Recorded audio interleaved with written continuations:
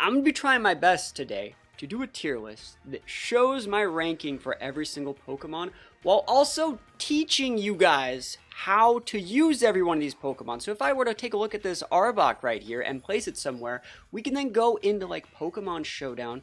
We can plug in Arbok. We can talk about its abilities. We can talk about common items, common movesets, look at its base stats and look at stuff like that.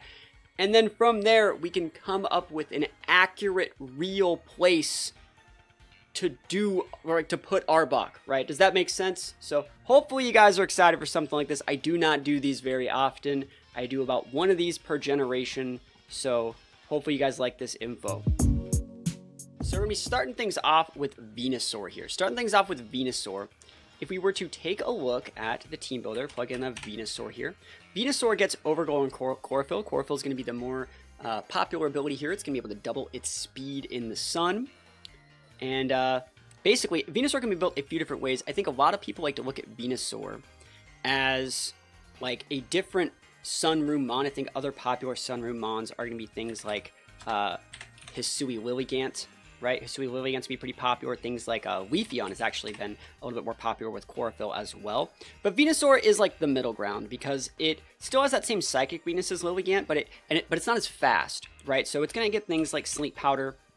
It's going to get things like, Leaf Storm, but it's going to also be able to, like, stab, like, Sludge Bomb. And it gets things in this gen like Earth Power. It also gets things like Weather Ball to be able to, if you have the Sun, it can actually hit, like, fire types with, like, a big fire move. So it's actually like an anti-Sunroom Mon.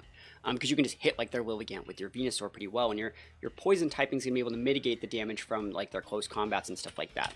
So Venusaur is good, but I think the fact that it has, like, an 80 base speed is really going to be holding it back versus, other mons. Because, like, let's say I lead, like, Venusaur and Torkoal.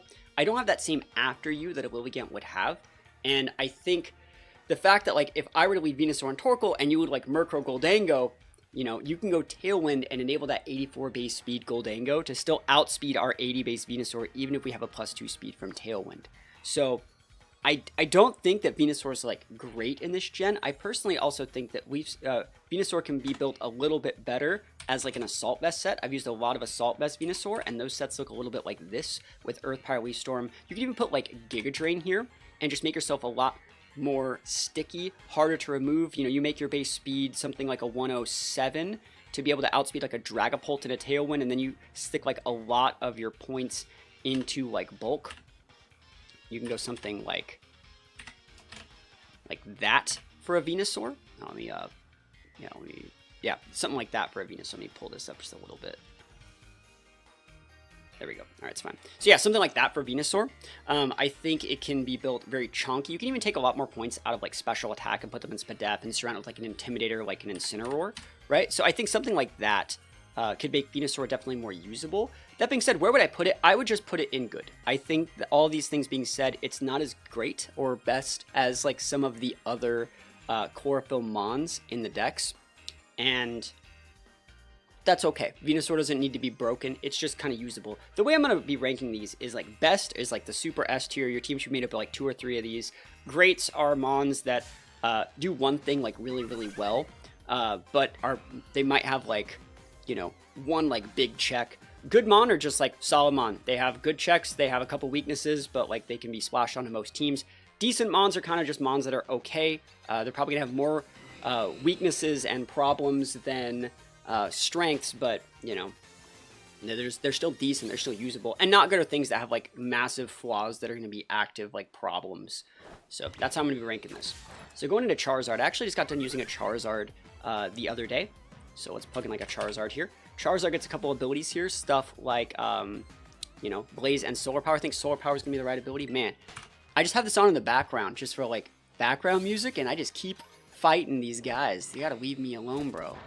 Leave me alone. Alright, so yeah, Charizard's pretty good, though. I think Solar Power is good, but we're using a Choice Specs Charizard very recently with, like, a Fire Terra, and just, like, absolutely, like, blowing things up with, like, massive heat waves. Charizard's more built as a special attacker, in Scarlet and Violet. In previous gens, it's been used a little bit physical with, like, Belly Drum Acrobatics. But I think, like, things like Heat Wave, access to, like, Scorching Sands, access to Solar Beam, Similar to Venusaur, it also gets like the pledge moves, which are very viable.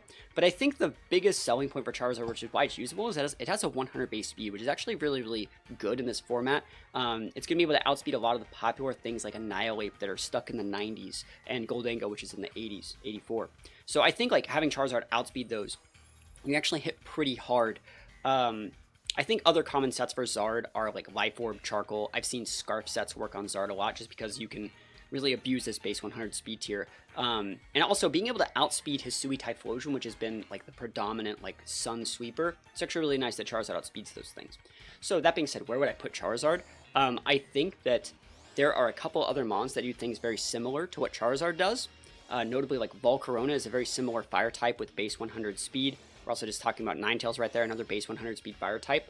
Being able to outspeed Hisui Typhlosion, I still think Hisui Typhlosion is better than Charizard, so I would still put Charizard in the good tier. It's not going to be able to be in like that great tier just because it has so many weaknesses to things like Rain. I think Rain is probably one of, if not the most popular team in the meta right now. Charizard's going to struggle with that fighting against Pelipper since it's so dependent on the weather. You have to really build your team around Charizard to facilitate it to do well. If you're in a position where you have the sun up and you're able to pop things with your big like solar power boosted moves, yeah, that's great, but you've already done like all the work to like any Pokemon could work there. Typhlosion could work, like anything. If this one mon is only good in a situation where like all the other work's done for it and actually just come in and use one move, that one mon isn't broken like the mons that enable it to do that are. We're not even going to talk about like all the rocks weaknesses. Sorry. I think like Charizard just in general, it is very like team dependent and needs a lot of babysitting. So I'm just going to put it in the good tier. Let's take a look at Blastoise. I think Blastoise is a pretty cool mon in this format. So Blastoise has a lot of really cool moves. It gets Torrent and Rain Dish. Those are both actually good abilities. People sleep on like Torrent, Blaze, and Overgrow, but they're definitely still useful. Getting a 1.5 when you're really low is good. Rain Dish is good since Rain is so popular. Blastoise can be able to a few different ways. Obviously, most people when they think of Blastoise, they think of like Shell Smash. They want to go for like Shell Smash. They want to go for like Water Spouts. That's one way to do it. I don't think that that's probably the correct way to do it. I think Blastoise gets a lot of good tech moves, like support moves. It gets things like Fake Out. It gets things like Yawn. It gets things like, it doesn't get Scald anymore, but Fake Out, Yawn, Icy Wind, things like that. All these juicy like support moves that help enable its teammates. It gets things like Flip Turn as well, I think. So like stuff like this makes Blastoise just like really, really like hard to break. It gets good Ice Beam moves. You can still go for like Muddy Waters and stuff like that. I think support Blastoise. Life Dew is another one. Yeah, it's an egg move on Blastoise now. So like, yeah, Life Dew is another like really, really good move that Blastoise gets. I think Life Dew is actually just like really good in this format in general, just because there's so many, every team has like one setup mon that would like just a little bit of healing, whether it be like a Kingambit, a Volcarona, a Goldango, something like that. I really like Life Dew Blastoise a lot, and I think this Blastoise set brings like a lot of like support to the table. Speed control, the ability to stop like setup moves with like Yawn, Fake Out, and you can cycle it like that. So I think Blastoise brings a lot of things to the table. 78 speed is faster than most other Fake Out users as well. So if you have Blastoise and you're going up against like Rilla and Sin, you gotta remember like Rillabooms are more often than not gonna be like a speed reduced 0 speed set, so they can like speed tie those Indities, right? So like Rillabooms are stuck down here at like 81, and Blastoise already like outspeeds that base. So you could just lead Blastoise and confidently Fake Out their Fake Out users like their Incineroar or their Rillabooms and stuff like that. Blastoise gets a bunch of other cool items. If you have room for Protect, you definitely want to try and slot in that Leftovers here. But Blastoise can be built with Goggles. It can be built with Citrus Berry. There's a bunch of really cool things that Blastoise can do. That being said, I still don't think it's great. I think that Blastoise is a little bit too passive for this format. I think if I'm going to be going up with Blastoise, let's think of like other mons that would be comparable to Blastoise. Something like a Primarina or like a Sylveon. And it's weird that those are the mons that Blastoise is being compared with. Primarina kind of makes sense. It's another starter. It's a water type. You can go for big water moves. They're big AoE mons. But it's that speed tier that they're really being compared to Blastoise with. If I come in with Blastoise, like, yes, I have Fake Out, but at the end of the day, like, I have to ask for a lot of permission to use my moves. I'm really kind of leaving my teammate high and dry because I don't have redirection. I don't have any sort of dynamic speed control. And let's compare it to like a Murkrow or a Wims. Those mons have immediate support for their teammates. Even if something like a Sableye or a Grim have like screens, like immediate support for their teammates. Blastoise says, I have to protect my teammate and go for a Yawn. I have to protect my teammate and go for an Icy Wind. I can go for a Fake Out and enable my teammate one turn. That loses to a double protect, and then I'm in the same spot where I have to have my teammate play a passive turn so they don't get doubled up on and have Blastoise do stuff. And when you do that, that's going to leave your Blastoise open to getting doubled up on. So I think that that's like a big problem with how Blastoise plays. It is very sticky and hard to remove off the board, but it's very susceptible to getting doubled up on, and there's not that many things it can actually live through. So I still think it goes in the good tier. It's definitely usable, right? But I do think that it bites off a little bit more than it can chew, and it's harder to use than some other stuff. And I don't recommend like Shell Smash Blastoise, unless like you're using like a super combo team and there's still just better other Pokemon that can do that. Let's take a look at Arbok. Let's take a look at Arbok. What do you guys think of this list so far? Do you think we're going in depth enough? Do you think we're looking at moves? Do you think we're looking at things correctly? Or do you think, you know, we could be doing a little bit more? So I think Intimidate is probably the best ability for Arbok. I don't think we need Unnerve just yet. We're not there in the meta. Shed Skin's cool, but Intimidate is one of the best abilities in the game. Intimidate Arbok is pretty good. I've looked at other Arbok sets. The best set that I've ever used with Arbok is probably a Choice Band set. And we're going to talk about why I like Choice Band in just a sec. But you can honestly put like Leftovers. I've seen Black Sludge. I've seen Safety Goggles and stuff like that. Covert Cloak is good, right? You say AV, Miracle, Blastoise, Hard Punishes Fools. We're talking, actually, I should specify this. We're talking for open sheet here. This is open sheet tech. This is like coming out right before Baltimore Regionals. This is to help you guys actually be good at the game in Limitless Tours, you know, official tournaments like Premier Challenges, mid-seasons, regionals, to help people qualify for Worlds. And so that's why I think Miracote's not that great on Blastoise, is why I didn't mention it. But I do think Choice Band Arbok is probably one of like the better sets on it, because it gets some pretty good physical moves. So we take a look at Arbok's base stats. Its highest stat is its attack stat, which actually isn't terrible. 80 base speed is faster than most people actually think Arbok is if they haven't like looked into its base stats. And I think the cool thing Arbok gets, if we sort this by physical here, it gets access to like Earthquake, Gunk Shot, like Knock Off, Lash Out, Leech Life, Poison Jab, Psychic Bangs, Rock Slide, Stomping Tantrum. You can see this is a good banned set. Another set that you can run this guy with is like Assault Vest. I think that's just viable. It has a pretty low SPDF, higher than the defense, but you have the Intimidate to balance that out. So like a full HP, moderate attack Arbok with like a little bit of speed investment could probably do pretty well. So again, you want to get to that 107 to outspeed things like Dragapult and Tailwind if you have Tailwind. And then from there, you want to max this out. You probably want to go for the bump on the Arbok here, which is going until you get, let's find the bump on Arbok, 127, right there. So the bump is where you see we have 130. We go to 132, so you get that extra point. And then the rest just gets put into whichever stat you want here. 44 is going to, I'd probably put it in SPDF since we're getting double value right here. So yeah, I think that like, this is a pretty decent like Arbok set. Oh man, we got a bot on Twitch. Oh man, we got a bot. Oh no, don't click that, guys. There's an ability that lowers special attack. No, there is no ability. That would break the game if there was like a special attack Intimidate. But you know, you can put things like a lot of the bug moves lower opponent's stats. You can put Snarl. Does Arbok get Snarl? Yes. Oh my gosh. See, like value AV Snarl Arbok. So I think that Arbok is actually cool. I think that I still like Earthquake on this guy if you have the right teammates. If you're like a Tailwind instead of like a Talonflame or a Murkrow, you can go something like a Ground Terra Arbok right here and go for that big EQ. This is great into Arcanine. This is great into a lot of those Mouse Apes. The Ape on those teams usually go like Fire Terra, so you could just pop those things off super easy. From there, you can even go with like a Gunk Shot or like a Poison Jab. And then like, if we're just taking a look like other moves, you can go like Dragon Tail on Arbok for a little bit of phasing in case your opponent gets 2 set up. Or if they have like a Trick Room Mon, you can Dragon Tail them before Trick Room goes up and it's still going to be able to stop that Trick Room. So this is like a weird Arbok set, but it's definitely like the best it can do. That being said, Arbok is one of those Pokemon that is decent. It's not good because it has too many good tools. It gets access to Intimidate, and honestly, like Intimidate with like an 80 base speed tier is enough to make the Mon viable. When you use Arbok, go back and look at the videos where I've used Arbok. It's not even bad. Arbok was the hard carry in like the last 2 teams I used it in. Like it just comes out and they're dead. Like it's good into Arcanine. It's good into Goldango, it's good into Fire Terra Mouse Ape. Like you can't tell me that it's not like actually viable. So I think Arbok, it has so many other problems with it, and there's so many other better Intimidators, but it's decent. It can definitely get the job done.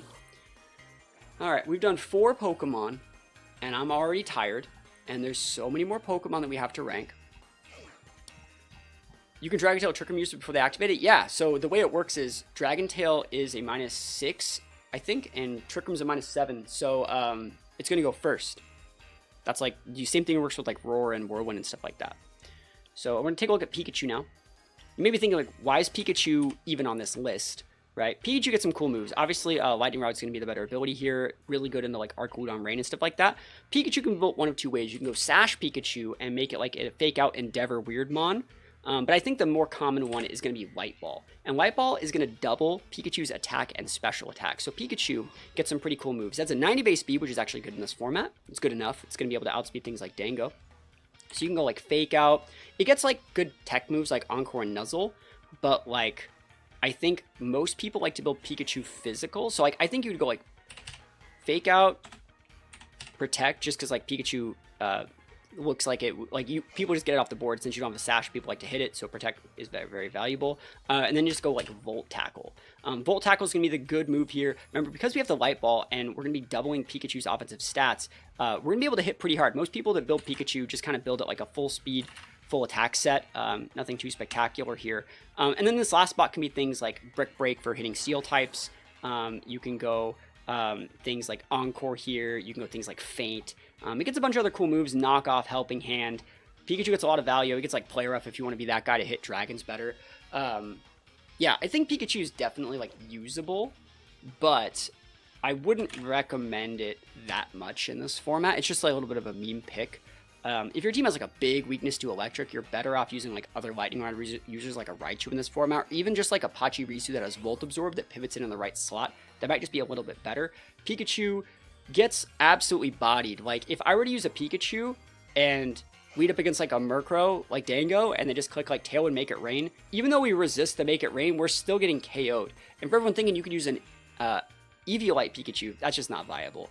I think like Pikachu is going to have a lot of problems, and I'm going to put Pikachu in the decent category. I don't think it's even in the good category, because at best, Pikachu is going to be like a 1-for-1 trade. Like, I'm going to Volt Tackle something, I'm going to have like a Fake Out, and then I'm going to get KO'd, and that's like not great. Fake Out, Volt Tackle, Protect, Feint is my set. I mean, it's a good set. I think it works. I think that same set, though, works better on a Raichu, who still gets Volt Tackle, who still gets those moves, but can hold like a different item or something like that. I think that might be just a little bit better. Like, I think, like, honestly, like, Viforb Raichu isn't that different from Pikachu, but it's gonna have a lot of benefits. So we take a look at like a Raichu here, right? So Raichu has like double the attack Pikachu has, and then you can throw like a Viforb on top of it and do like the same type of stuff. Again, it gets the Fake Out, right? It gets a faster Fake Out, gets a faster Encore. Now a Raichu could use Encore instead. Still gets that Volt Tackle. I think the standard Raichu that I like, though, is standard just Sash Raichu, Fake Out, Encore.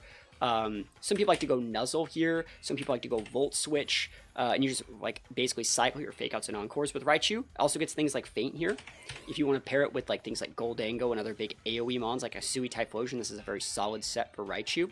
Raichu has, again, that 110 base speed, so most people tend to run Raichu. On sets like this, you can run it like this right there, and you would want to go like with a more of like a defense or special defense reducing nature, because you want to actually hit that Fake Out as high as you could. You can still go like attack reduce nature, but I would say that like it's not like required. But yeah, I like this sort of Raichu set. I've even used like Viforb Raichu sets with like, or AV Raichu. You can still use Endeavor if you have a Salt Vest, so it's definitely viable.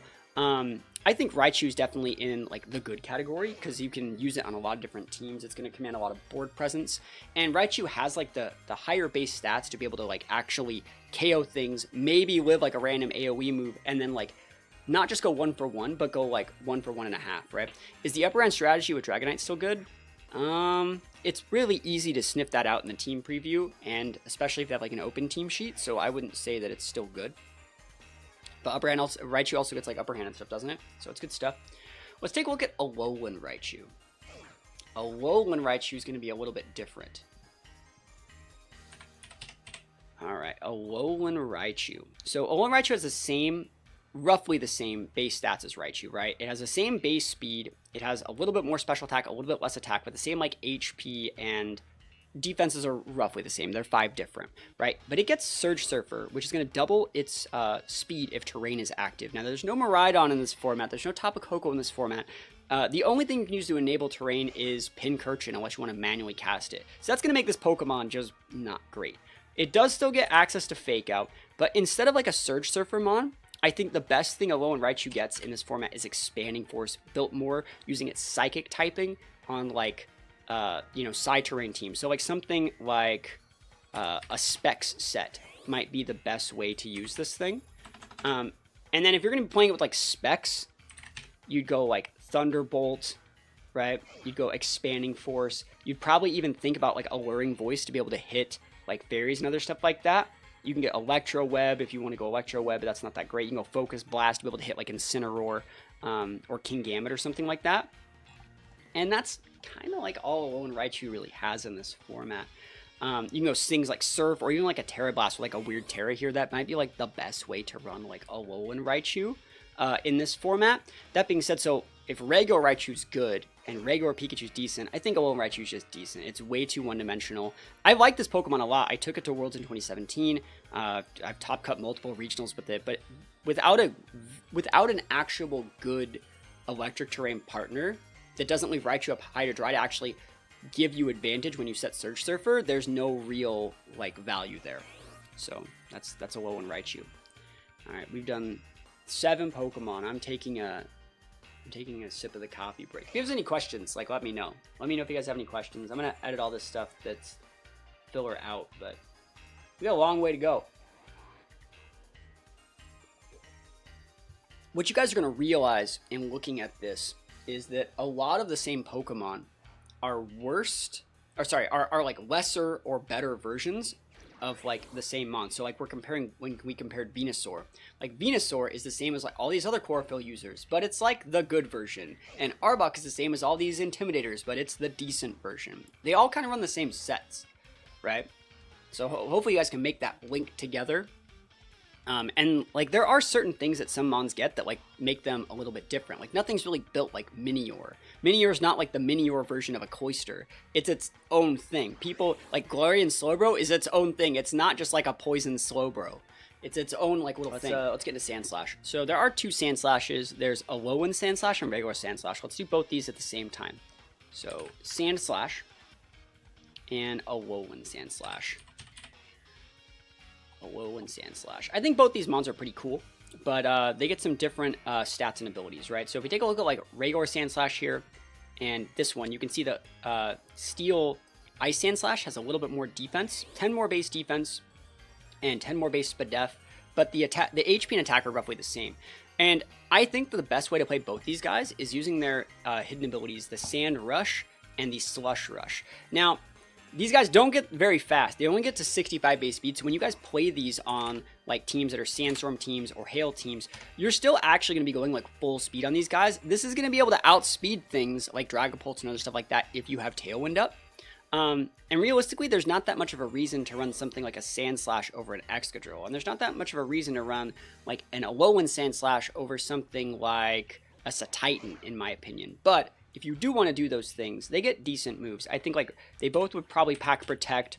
Regular Sandslash has the bulk, I would say, on the right team because it's a ground type to play Swords Dance. And then you have like something like, does it even get high horsepower? Yeah, high horsepower and like Rock Slide. Again, this is like the poorest man's Excadrill. You don't really need to sash this thing. I think Cloak is probably the best item here. And then you would do something like a 244, 4, just split those last 8 EVs up this way.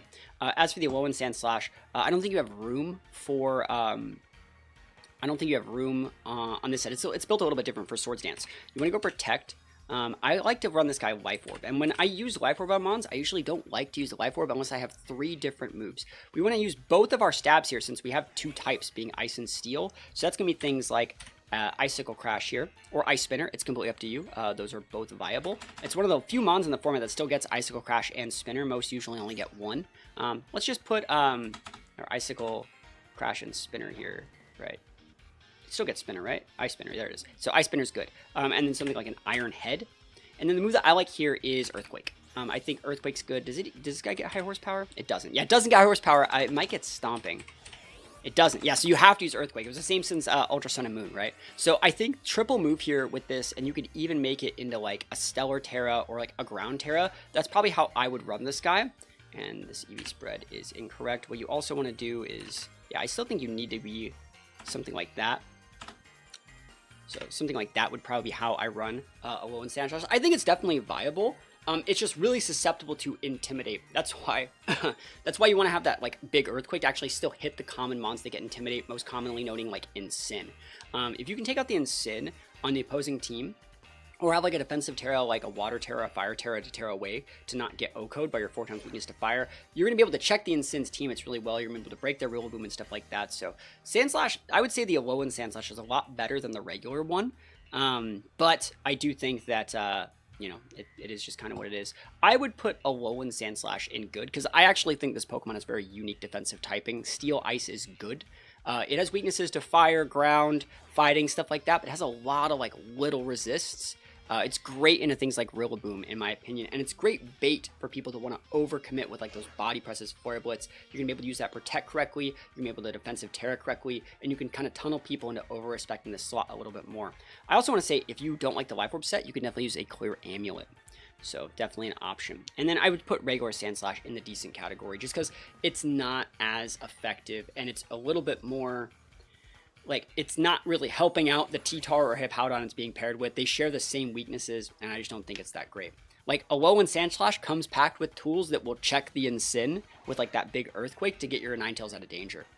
Finally able to catch a stream. Happy to have you here. So that's where I would rank those. So let's go into Clefairy. And let's rank Clefairy and Clefable. Let's kind of do it at the same time again, just because these Pokemon are similar but different. So let's rank Clefairy. If I can type. So Clefairy and Clefable. Right? So both these Pokemon are good. You've actually seen a lot more people running Clefable recently over Clefairy. And that's because Clefable gets Unaware. So there's a lot of setup in the meta right now. There's usually like one Quiver Dancer, Nasty Plot, Bulk Up user on every team. Like Ape's big, King Gambit's big with Swords Dance, Bulk and Dango are everywhere. Dozo's still around. This kind of says with Follow Me, like, hey, you got to go through me first, and if you're all in on like one win condition that uses those mons, you're going to have a bad time. So Clefable's really popular right now. It gets that same life dew like we were talking about earlier. It has much higher base stats than this Clefairy. So you can see, like, if we want to put a Moonblast on here, even with like no investment, it's going to do a lot of damage because we have 95 base special attack. So it's a good mon. And you can just throw Protect up here. It gets some speed control too. It gets like Thunder Wave and other stuff like that. It's a great mon. The reason why you would even use the Clefairy is because it gets an Eviolite, which is going to give you a 1.5 defense, or a boost to your defense and special defense stats, and you're going to use the Friend Guard ability. So, like, if Clefairy's just sitting on the board using Protect and Follow Me, right, its teammates not going to be taking as much damage, and if they do have AoE to be able to hit your teammate, well, they still have to go through the Friend Guard, which cuts the amount of damage you take by a quarter. Right, so Protect, Follow Me are really good here. A lot of people like to put Clefairy on, like, really aggressive teams and give it, like, a speed-reduced 0 speed set, right, and go for like after you here. So you can allow people to get up Trick Room and then just like after you your teammate and keep up your sweep. It also gets things like Sing is still good. I like things like Helping Hand. Helping Hand's still good on this guy. You don't really put like, you could put Icy Wind or like a Moonblast here, but I don't recommend that. I also really like Life Dew on it. I think being able to restore its health and its teammates' health by a quarter is just really, really good. So I think both these guys are viable. You basically just max out their bulk here. I think, sorry. I think you want to max out their HPs first, and then I end up putting most of my stats in Spadef on these guys, because you can always pair them with an Intimidate user, and I think most of the things that threaten them are special attackers right now. Things like Goldango are a big threat to these guys, and for the physical attackers that are threatening, you can just tear away or pivot, and I think you're probably fine. So they're still going to be built like heavy like HP Spadef on these things. Common items over here are safety goggles, by the way. Being able to redirect those Amoonguses are great. Normally Clefairies end up going like a Grass Terra, so they can always redirect spores from Amoonguses while not getting put to sleep. And then again, you just like max out that Spadef and throw something like this and you're fine. Where would I put them, though? I think Clefable is going to be great. I think Clefable is actually only going to get better, and I think we're actually going to see a good amount of Clefables in the top ends at Baltimore. Clefable could definitely go into, like, up here, but I think it's great. And I'm actually going to put Clefairy up in great as well. I almost put it in best, because I like Clefairy, and I think it's nuts. I think, though, that the meta has not been solved yet to where, like, Clefairy works. There are so many good Eviolite users, notably being, like, Porygon 2, that are actively taking away from the spot that Clefairy needs. It'd be so cracked if we could run Porygon 2 and Clefairy, but since you can only run one, I think that most teams that would want that reactive play would run a Porygon 2 instead. You think Cinderace should be an A or B? Someone just said that in chat. I don't think so. Cinderace is super susceptible to Intimidate. It's really teammate dependent. It's really item dependent. And we're looking at things that work in open sheet. Like, Cinderace does not have enough damage or speed to actually, like, break through things like Arc Rain or Mouseape. It loses to Redirection, it loses to Fake Out, it loses to Intimidate. Cinderace is cool, right? But it's not, like, meta for those reasons that I just explained. Alright. So, we've done some Pokemon. We've got a couple in the Great Tier now. Let's take a look at both the Ninetales forms. So we got Ninetales and Alolan Ninetales. And if you guys disagree with any of these things I'm saying, please let me know. So, Ninetales gets notably Drought and Flashfire. These are the two things that these guys bring to the table. They're both going to be weather setters for their respective types. I would say Torkoal is a more common weather setter for Sun over regular Ninetales. And that's because this thing doesn't really do that much damage. It has a 100 base speed tier, which is great, but it's not that bulky. It's a little item dependent. Sometimes you got to run this with your Sash, and it's a bit of a waste. You can run this with like a Heat Rock, but that's, again, not that great. If they just come in and go over your weather with like a Rain Dance or a Pelipper Pivot, you just wasted your item. And so you don't really see that much play with regular Ninetales, but it is still viable. Alolan Ninetales, on the other hand, is great. 109 base speed is good. It's outspeeding things like Garchomp. It can go for big blizzards. It's still weak like regular Ninetales, right? The base stats are going to be a little bit different. We're just losing some attack and putting that in speed. So I would say Alolan Ninetales is probably going to be a little bit better, but they're both built very different. The set that I like when I play Ninetales here is going to be an Eject Pack set. We can just lead with this thing, get our Drought. If they want to throw an Intimidate or something like that, we're going to get a free pivot, but the sun's up and we can just pivot out right to what we want. I like to play this with Overheat, right? So you're going to be able to overheat, lower your stats, and eject button out into what you want. It's just, I think, a standard way to play Ninetales. Other things you can do with this guy, I like Protect on it, and one cool thing that both the Ninetales forms get are Encore Disable. This is how I like to play this mon. You can also go with like a more standard set from like a decade ago that would look something like this. It'd be something like, you know, Heat Wave, Solar Beam, and Scorching Sands or something like that. Like, this set definitely still works. You can put the Encore there if you feel like it. But this triple attack set is just not going to be that valuable on Ninetales. You're still probably going to have to go with Ghost Terra so you don't lose your Sash to a Fake Out. And you see how, like, resource intensive this is to make a Pokemon with, like, an 81 base special attack work. It's just not really worth it. You'd still go with, like, a full speed set, and you're not even modest. So I think that this sort of set is a little bit dated. Sometimes Specs Ninetales can do really good too. So Specs Ninetales would be like the exact same everything here. Except for you would probably just go like Overheat for this last ball, or like a Terra Blast with like a different defensive type to be able to hit something like a Fairymon. So you might go like Fairy Terra, Terra Blast here to hit like dragons a little bit better. But I still don't think Ninetales is like that viable. Taking a look at the Alolan Ninetales, they usually get built with like a Light Clay. And they like to be built with like Protect, Aurora Veil to be able to set like dual screens. And then they go like Freeze Dry, which is great in this meta right now. So good into Pelipper, so good into Rillaboom, so good into Gastrodon. You say you do prefer Kanto Ninetales for fun. I've used a lot of physical Ninetales as well. It gets things like Howl and Flare Blitz and Roar. I like that set as well, but we're trying to make a guide for like the common player that wants to learn. I think that like just throwing them into the full physical Ninetales is sending them off the deep end. Blizzard as well here is going to be very nice. It also gets things like Moonblast as well for breaking those like Dark Terra Gambits, breaking those Annihilates and stuff like that. So this is a standard Ninetales set. I prefer when I play Ninetales, I'm just letting you guys know, I like to cut the Aurora Veil for Encore because I like to play this as more of a Sash set, right? So if I was going to be playing Sash, I wouldn't want to play Sash Aurora Veil because you only get 5 turns as opposed to the 8. So I like this set better. This is the set that I like to run when I play Alolan Ninetales. And you just go full speed, full special attack again. You'd probably go something like a Ghost to be able to not get Fake Outed. So this is the set that I run, but that same Aurora Veil set is still definitely viable. I like the Freeze Dry, I like the Blizzard, great mon here. Yeah, it's solid. Where do we put these guys? I think Alolan Ninetales is going to be in the great category, and regular Ninetales is going to be in the good category. You can't discount the ability to have a weather. It's going to be very valuable. And for everyone wondering, all these mons that are in these tiers aren't like ordered. If they're in the good tier, they're in the good tier. They're not ordered within tier. It doesn't really matter. But I do think Alolan Ninetales is going to be a little bit better than Kanto Ninetales. Just for the reason that it has a lot more tools, Auroraville to set the dual screens, a higher base speed able to pin dragons, and yeah, it's just gonna be a little bit better. Like when Alolan Ninetales, when they pivot in that Pelipper to take away your rain and you just freeze dry them and they just like get their Pelipper sash clocked or lose it, like that's crazy good. It gets basically a dual stab by having freeze dry, so that's why you want to put it a little bit higher. Take a look at Wigglytuff. Wigglytuff, huh? I actually really like Wigglytuff. I think it's a good mon. It gets competitive, which is an ability you don't really see that often. There's not that many mons that get it. I think the mons that like reach out to most people are things like probably Melodic, but it gets some really cool stuff. And what I really like about Wigglytuff is that it keeps its normal fairy dual typing. So the set that I like most on Wigglytuff is actually Assault Vest.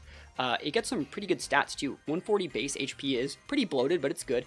85 base special attack with competitive is actually usable, and 45 base speed makes this thing's pretty good in Trick Room, I would say. So it can stab this Hyper Voice, right? It can stab fairy moves. Let's just sort this by special, and you'll see like how many good like special attacks this thing actually gets. So it gets access to like Alluring Voice, Blizzard, Dark Pulse, Dazzling Gleam right there. Let's plug in like it even gets Expanding Force. I think people always forget that Wigglytuff gets Expanding Force. If you want to play it on like Psyspam, definitely still gets it. Gets access to like Flamethrower, Ice Beam, Psychic Noise, Shadow Ball, Thunderbolt. It gets literally like every special attack, and people always like forget that about Wigglytuff. It gets like literally everything. And so I really think Wigglytuff's like a viable mon here. The Terra, I'd probably double dip something. But you could also even go with like a Stellar Terra and build this thing. You don't need to go max in that HP stat. You don't really want to go that much higher than something like this because you're going to be getting massive diminishing returns. And I'd probably just go till the bump here. Right. Where is it? Where's the bump? Right. We gotta give ourselves a minus somewhere to find the bump. And I've already talked about this. The bump is where you get that extra stat. 40. Right there. So the bump is from 141. 143 right there. So 196 is fine. And then from there, I would just throw the rest of my stats somewhere else. I'd probably throw them a mix of both, but I'd make sure that we live through like a Make It Rain on Goldango. So that would look something like this. So let's plug our damage calculator here. So let's plug like a Goldango here. So let's give ourselves like a Choice Specs Dango. Now let's say a different set. We got a random Pokemon battle. I think remembering watching expansion with Wigglytuff videos a few months ago. Yep, that's a set that I use when I play Wigglytuff. I play it with specs. Anyways, let's plug in a Goldango with VGC Choice Specs. That's not the right set either. I'll just plug in a regular Goldango and I'll put all the numbers in myself. Never trust these things. Plug in your own sets. And let's plug in a Wigglytuff. So Wigglytuff, set this to level 50. And let's give her like a 252 modest Make It Rain. And give him a Choice Specs. So that does a lot to this Wigglytuff. We're going to give ourselves an Assault Vest. Mitigate a lot of that damage. And then we're going to put probably like 116. Let's look at 52 here. Does that stop it? We don't stop it with that. How many points do we have available? We have 116. We have 196 available if we want to do that. So let's see if we can even mitigate that with 196. You can see we're mitigating that number by a whole heck of a lot. It looks like we can't really mitigate it through the use of that. So we'd have to go into a Terra, right? So it means we would probably want to go with something like living through just Terra without a ton of investment. So that would look something like if we just went like double dipped our normal, we're going to live anyways. So we might want to make this a 2-shot, which is probably almost possible through the use of like a little bit more points. But I don't think that it really matters that much at the overarching scheme of things. Knowing that we can just Terra away against Goldango is probably nice. So like maybe something like a Steel Terra to block that poison weakness, to block that steel weakness would probably be better on this guy. And then I would say you probably want to go with something. You're probably not going to be that wrong by going a split of, let's see. No, I actually don't think that you're actually wrong in like putting a little bit more in HP and just like maxing out the Sped F stat. Something like that is probably, you know, man, that's too much. It's way too much. You're gonna get massive diminishing returns there. Something like that is probably fine for a Wigglytuff. That being said, where would I put Wigglytuff? It has a lot of flaws in that, like, it doesn't have, like, the speed control. Like, it gets, like, this expanding force and all these cool tools, but it doesn't get, like, Trick Room, right? It doesn't have, like, a recovery move. It's not, like, a Chansey. It's, like, the in-between of, like, a Hatterene and a Blissey, right? And so, like, I really think that it's probably a Mon that's going to be put in decent. It's way too reactive. And remember, we talked about this at the very start, right? Right? We talked about this at the very start. If a Pokemon is only good after, like, all the speed control has been set, you have the right fake out pins, you have the right teammates, and you come in and you just use one big attack to win, that Pokemon's not, like, best, broken, but whatever. All the other Mons that let you do that sort of stuff are the ones that are good. The ones that have the follow me, redirection, correct speed control, stuff like that, that allow you to get to that board state to where one bad Mon can just come in and rinse them. Like, those are the Mons that are good. Wigglytuff has a lot of tools that facilitate that specific sort of gameplay. It doesn't just win by itself. So it's going to be an upcoming YouTube video. I'll probably upload it to YouTube, yeah.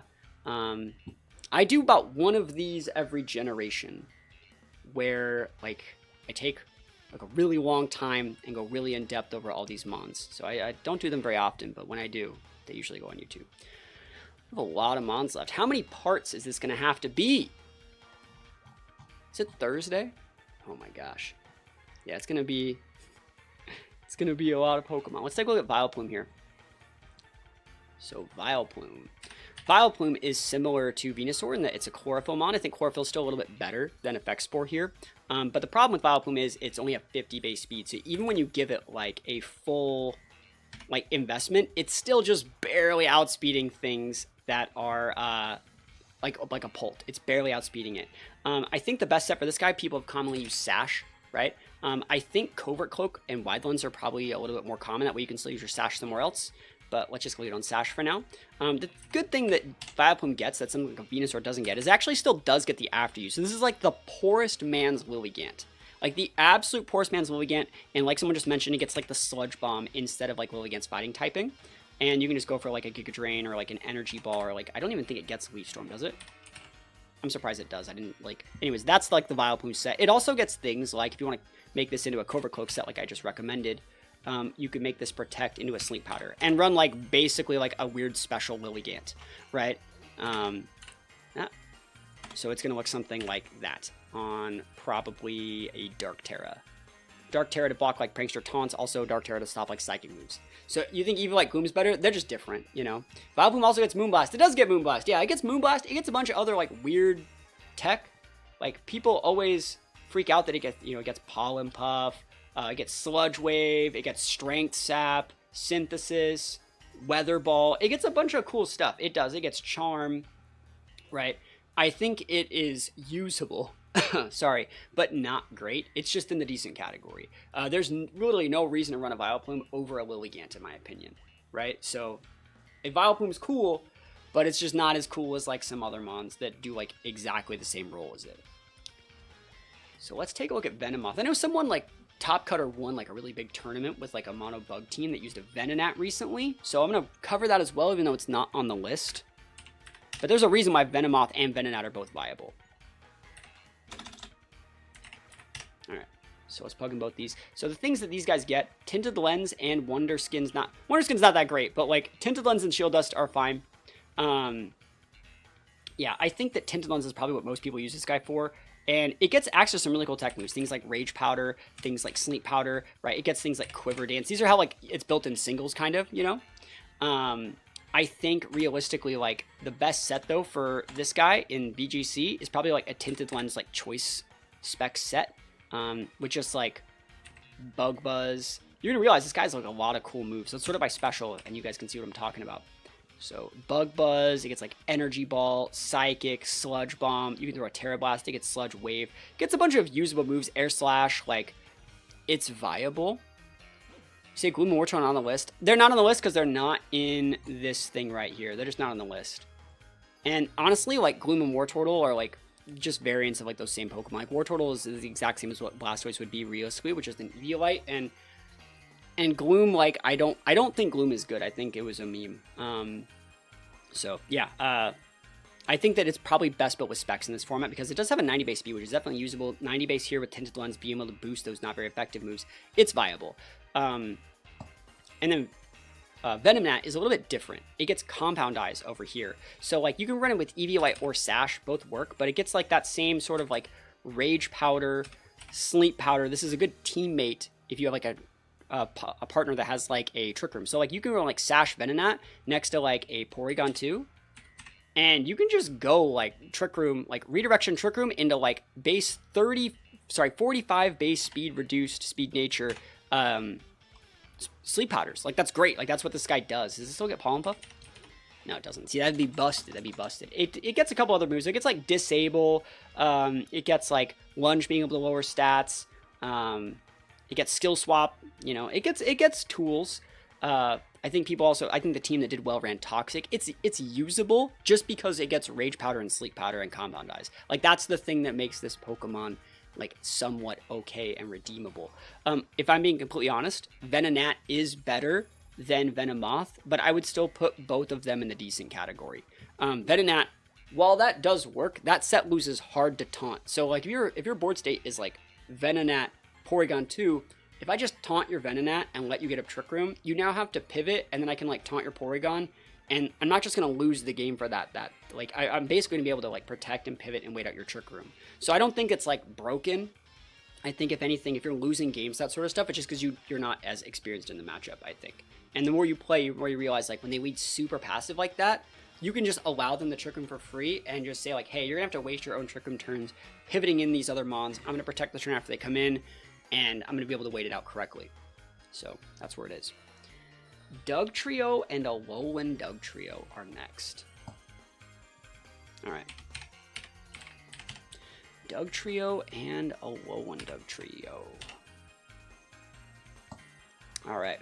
So these guys get a couple cool moves. I think Arena Trap is the reason why you want to use regular Dugtrio, being able to make it so Pokemon that are grounded can't pivot. It also has a much higher base speed. Let's take a look at their stats here.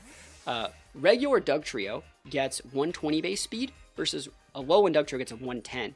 It basically takes 10 of that base speed and puts it on the defense stat, which isn't better. And also you lose Arena Trap for Tangly Hair, which is a meme ability. It can you know, lower their speed if you want to pair it correctly and do other stuff, but it's not that great. Sand Force is probably the better ability. Sand Veil might be better here. The big value that you get for being a Alolan Dugtrio is you get Steel typing, right? So I think a standard Dugtrio looks something like Sash here. Did it still get Sucker Punch? It still gets Sucker Punch, which is crazy because it doesn't have hands. But like Sucker Punch is good. I don't know if it gets Stomping Damage. I think it just gets Earthquake. So I think like Earthquake here. The standard Dugtrio set is something like this, and you could either pick like Rock Slide for this last spot, or just Sub, and you should be able to get away with Sub here. And you just want to elongate the effectiveness of the trapping ability that your Dugtrios bring to the table. When you play it, it's basically just built kind of like this, and it's very, very standard. You'd probably go something like a Ghost Terror with it. And that's probably the most standard way to play Dugtrio. Alolan Dugtrio is a little bit different. Very similar to how we see play with Sandslash. You could Sash it if you want, but I think you're going to get more value off a Life Orb set. And we're going to be able to go that Sand Force. So like this is a lot of a lot of damage. I think you would go Sand Force if you want to have a Sands team. Like I think even like you can even go Sand Veil Bright Powder, right? But it doesn't really matter what you want to do. I think like Life Orb and Tangling Hair could still be really good as well, just to be able to have it so if they do hit you, they get that speed drop, right? And you would just go Protect, and you just go a triple attack set, right? You'd go something like an Earthquake, not Earth Power now. So an Earthquake and Iron Head, make sure that double stab is useful, and you still keep that Sucker Punch. So that's kind of like how I would want to play the Alolan Dugtrio, and you know, it's nothing too spectacular. I think definitely regular Dugtrio is better. The way I would rank these is I would put regular Dugtrio in decent, and I would put Alolan Dugtrio in not good. Just because that loss of 10 base speed is going to make it speed tie things that doesn't need to be speed tying, that it would normally just check. You're losing one of the best abilities in the game for an ability that's not that great, and you're gaining a weakness to like ground, to fighting, to fire. Those some of like the three most common cores at the cost of like, even though you gained a really good defensive typing in Steel, your base stats of 35 HP, 60, 70 aren't going to be able to actually let you live. Like, you probably still get O-Code by, like, Make It Rain. So, it's not optimal. It's more of like a meme. It's the first one that's in the not good category. Way too many holes in this Pokemon. And you can still outspeed some stuff, but like, I don't think gaining a weakness to Incineroar when you're already like really susceptible to Intimidate is the right way to do it. So the next mon is going to be Golduck. I actually like Golduck a lot, and there are two different ways to play it. So Golduck here, it gets access to Cloud9 and Swift Swim. Those are the two abilities you probably want to be using when you play Golduck, being able to take away weather and getting a boost to your speed stat, doubling it. I tend to like Swift Swim more when I play Golduck. I like to build it with things like Mystic Water. You can even put like Covert Cloak. I've used Choice Specs Golduck on plenty of other formats. But it gets a bunch of cool tech moves. It's very different from like a lot of the other Swift Swimmers, right? If you compare it to other Swift Swimmers, so like just sort by Swift Swim, there's a lot of other ones. And what you're going to realize is like physical, potentially physical, but like they're all physical, right? Golduck's a special one. And if we sort it by special attack, other than Basculegion, it's tied for the highest special attack of all of the Swift Swimmers. Right, so it's actually better than people give it credit for as a Swift Swim user. I took it to Worlds in 2017. I think it's a good mon. And it gets other really weird tech moves. Like, you still want to run that Protect, but it gets, like, Encore, right? People don't really expect the Encore from the Golduck. And then it gets your standard, like, Ice Beam, and you can go... I like Hydro, but people on rain teams like to go... they like to go with, like, is it Weather Ball, I think? No, it doesn't get Weather Ball. So you have to go Hydro or, like, Muddy Water, right? You get Simple Beam. We're not even talking about that. That's its own... bag of tricks. Like, Simple Beam's too deep for like the common person. I think I just like Hydro right there. Double up that Mystic Water, double up your Water Terra. It gets Clear Smog. Yeah, Golduck gets a lot of cool stuff. It gets Calm Mind, Clear Smog. It gets Encore Disable. It gets Fling, Flip Turn, Haze. It gets Haze for Dozo, Icy Wind, Knockoff, Screens. Like, it's a lot of cool stuff. It gets Psych Up. I like it. I've used it a lot over the years. It gets Yawn. A lot of really cool tech on Golduck. So I would say it's way better than I think most people would look at Golduck and be like, oh, it's right there, obviously. I would put Golduck up here. It's definitely usable as a Swift Swim mon. It's not going to be as good as either Basculegion form, but there are arguments that Golduck might be just as good, if not better, than Ludicolo on some teams. And in previous formats, it was like by far and away the best Swift Swim user. So I think Golduck's definitely viable. It just sucks that it like Rillaboom and Arc Rain is so prominent. Like, Arcaludon is such a weird mon. Like, they literally gave him Rain a mon that says, like, hey, Rain, like, I know you, like, really struggle in, like, the mirror. How about we give you a mon that, like, only works, or works best against other Rain teams? It's so weird with that Electro Shot. I just don't know why Arcaludon even exists. So let's take a look at Primeape. We're going to get to Annihilape at a little bit later date, but we'll take a look at Primeape because it's on the list. I don't think Primeape's that great. Primeape has, like, 2.5 ways it can be played. It gets Vital Spirit, Anger Point, and Defiant. If you're going to be running Defiant, Eviolite, Primeape, you're better off running an Annihilape. I'm going to tell you that right now. If you're running Vital Spirit with Eviolite, same issue. Anger Point is the one thing this guy gets that Annihilape doesn't get. So that being said, how are you activating an Anger Point to give you a +6 boost attack? You can pair it with like a Smeargle, right? And go for any sort of like auto crit move, things like Frost Breath, auto crits but can miss. Things like Surging Strikes are an auto crit, or something like a Wicked Blow from like a really fast Smeargle, being able to auto crit and do not very effective damage here. That's gonna work. Things like Meowscarada. So Meowscarada being able to go for like a Flower Trick into like a Fire Terra'd Ape to get that Anger Point proc. That's gonna be fine. It has a 95 base speed, which is definitely still usable, right? So, like, you can go something like Eviolite and make this guy like, actually work like that. But this is, like, such a best-of-one gimmick. And if we take a look at the Pokemon that get Anger Point, there are just so many Mons that still get it. Like, so let's sort it by, like, base stats. Crocodile gets it. Tauros gets it. All the Tauros forms get it. Crabdominable. They're just better Mons with, like, higher base speeds than Annihilape. Sorry, than Primeape. So I think, like, realistically, I would put Primeape in the... I don't think it's in the not good category, because it is viable, but there's so many other reasons to use other things instead. And like a ghost type just gives it too many problems. I'm gonna put it in the not good category. I don't think that it's worth, because you have to build your whole team around enabling this one Pokemon. And we've built teams that do that before as a joke, but they're not, like, you're not gonna be better by playing it. And the meme that you get, like, would be better off like memed somewhere else, I think. So yeah, I don't think Annihilape's like that hot. or sorry, Primeape's that high, I think that you're better off just running most other things.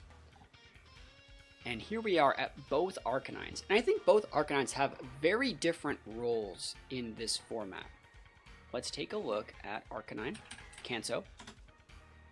And let's take a look at Arcanine from Hisui.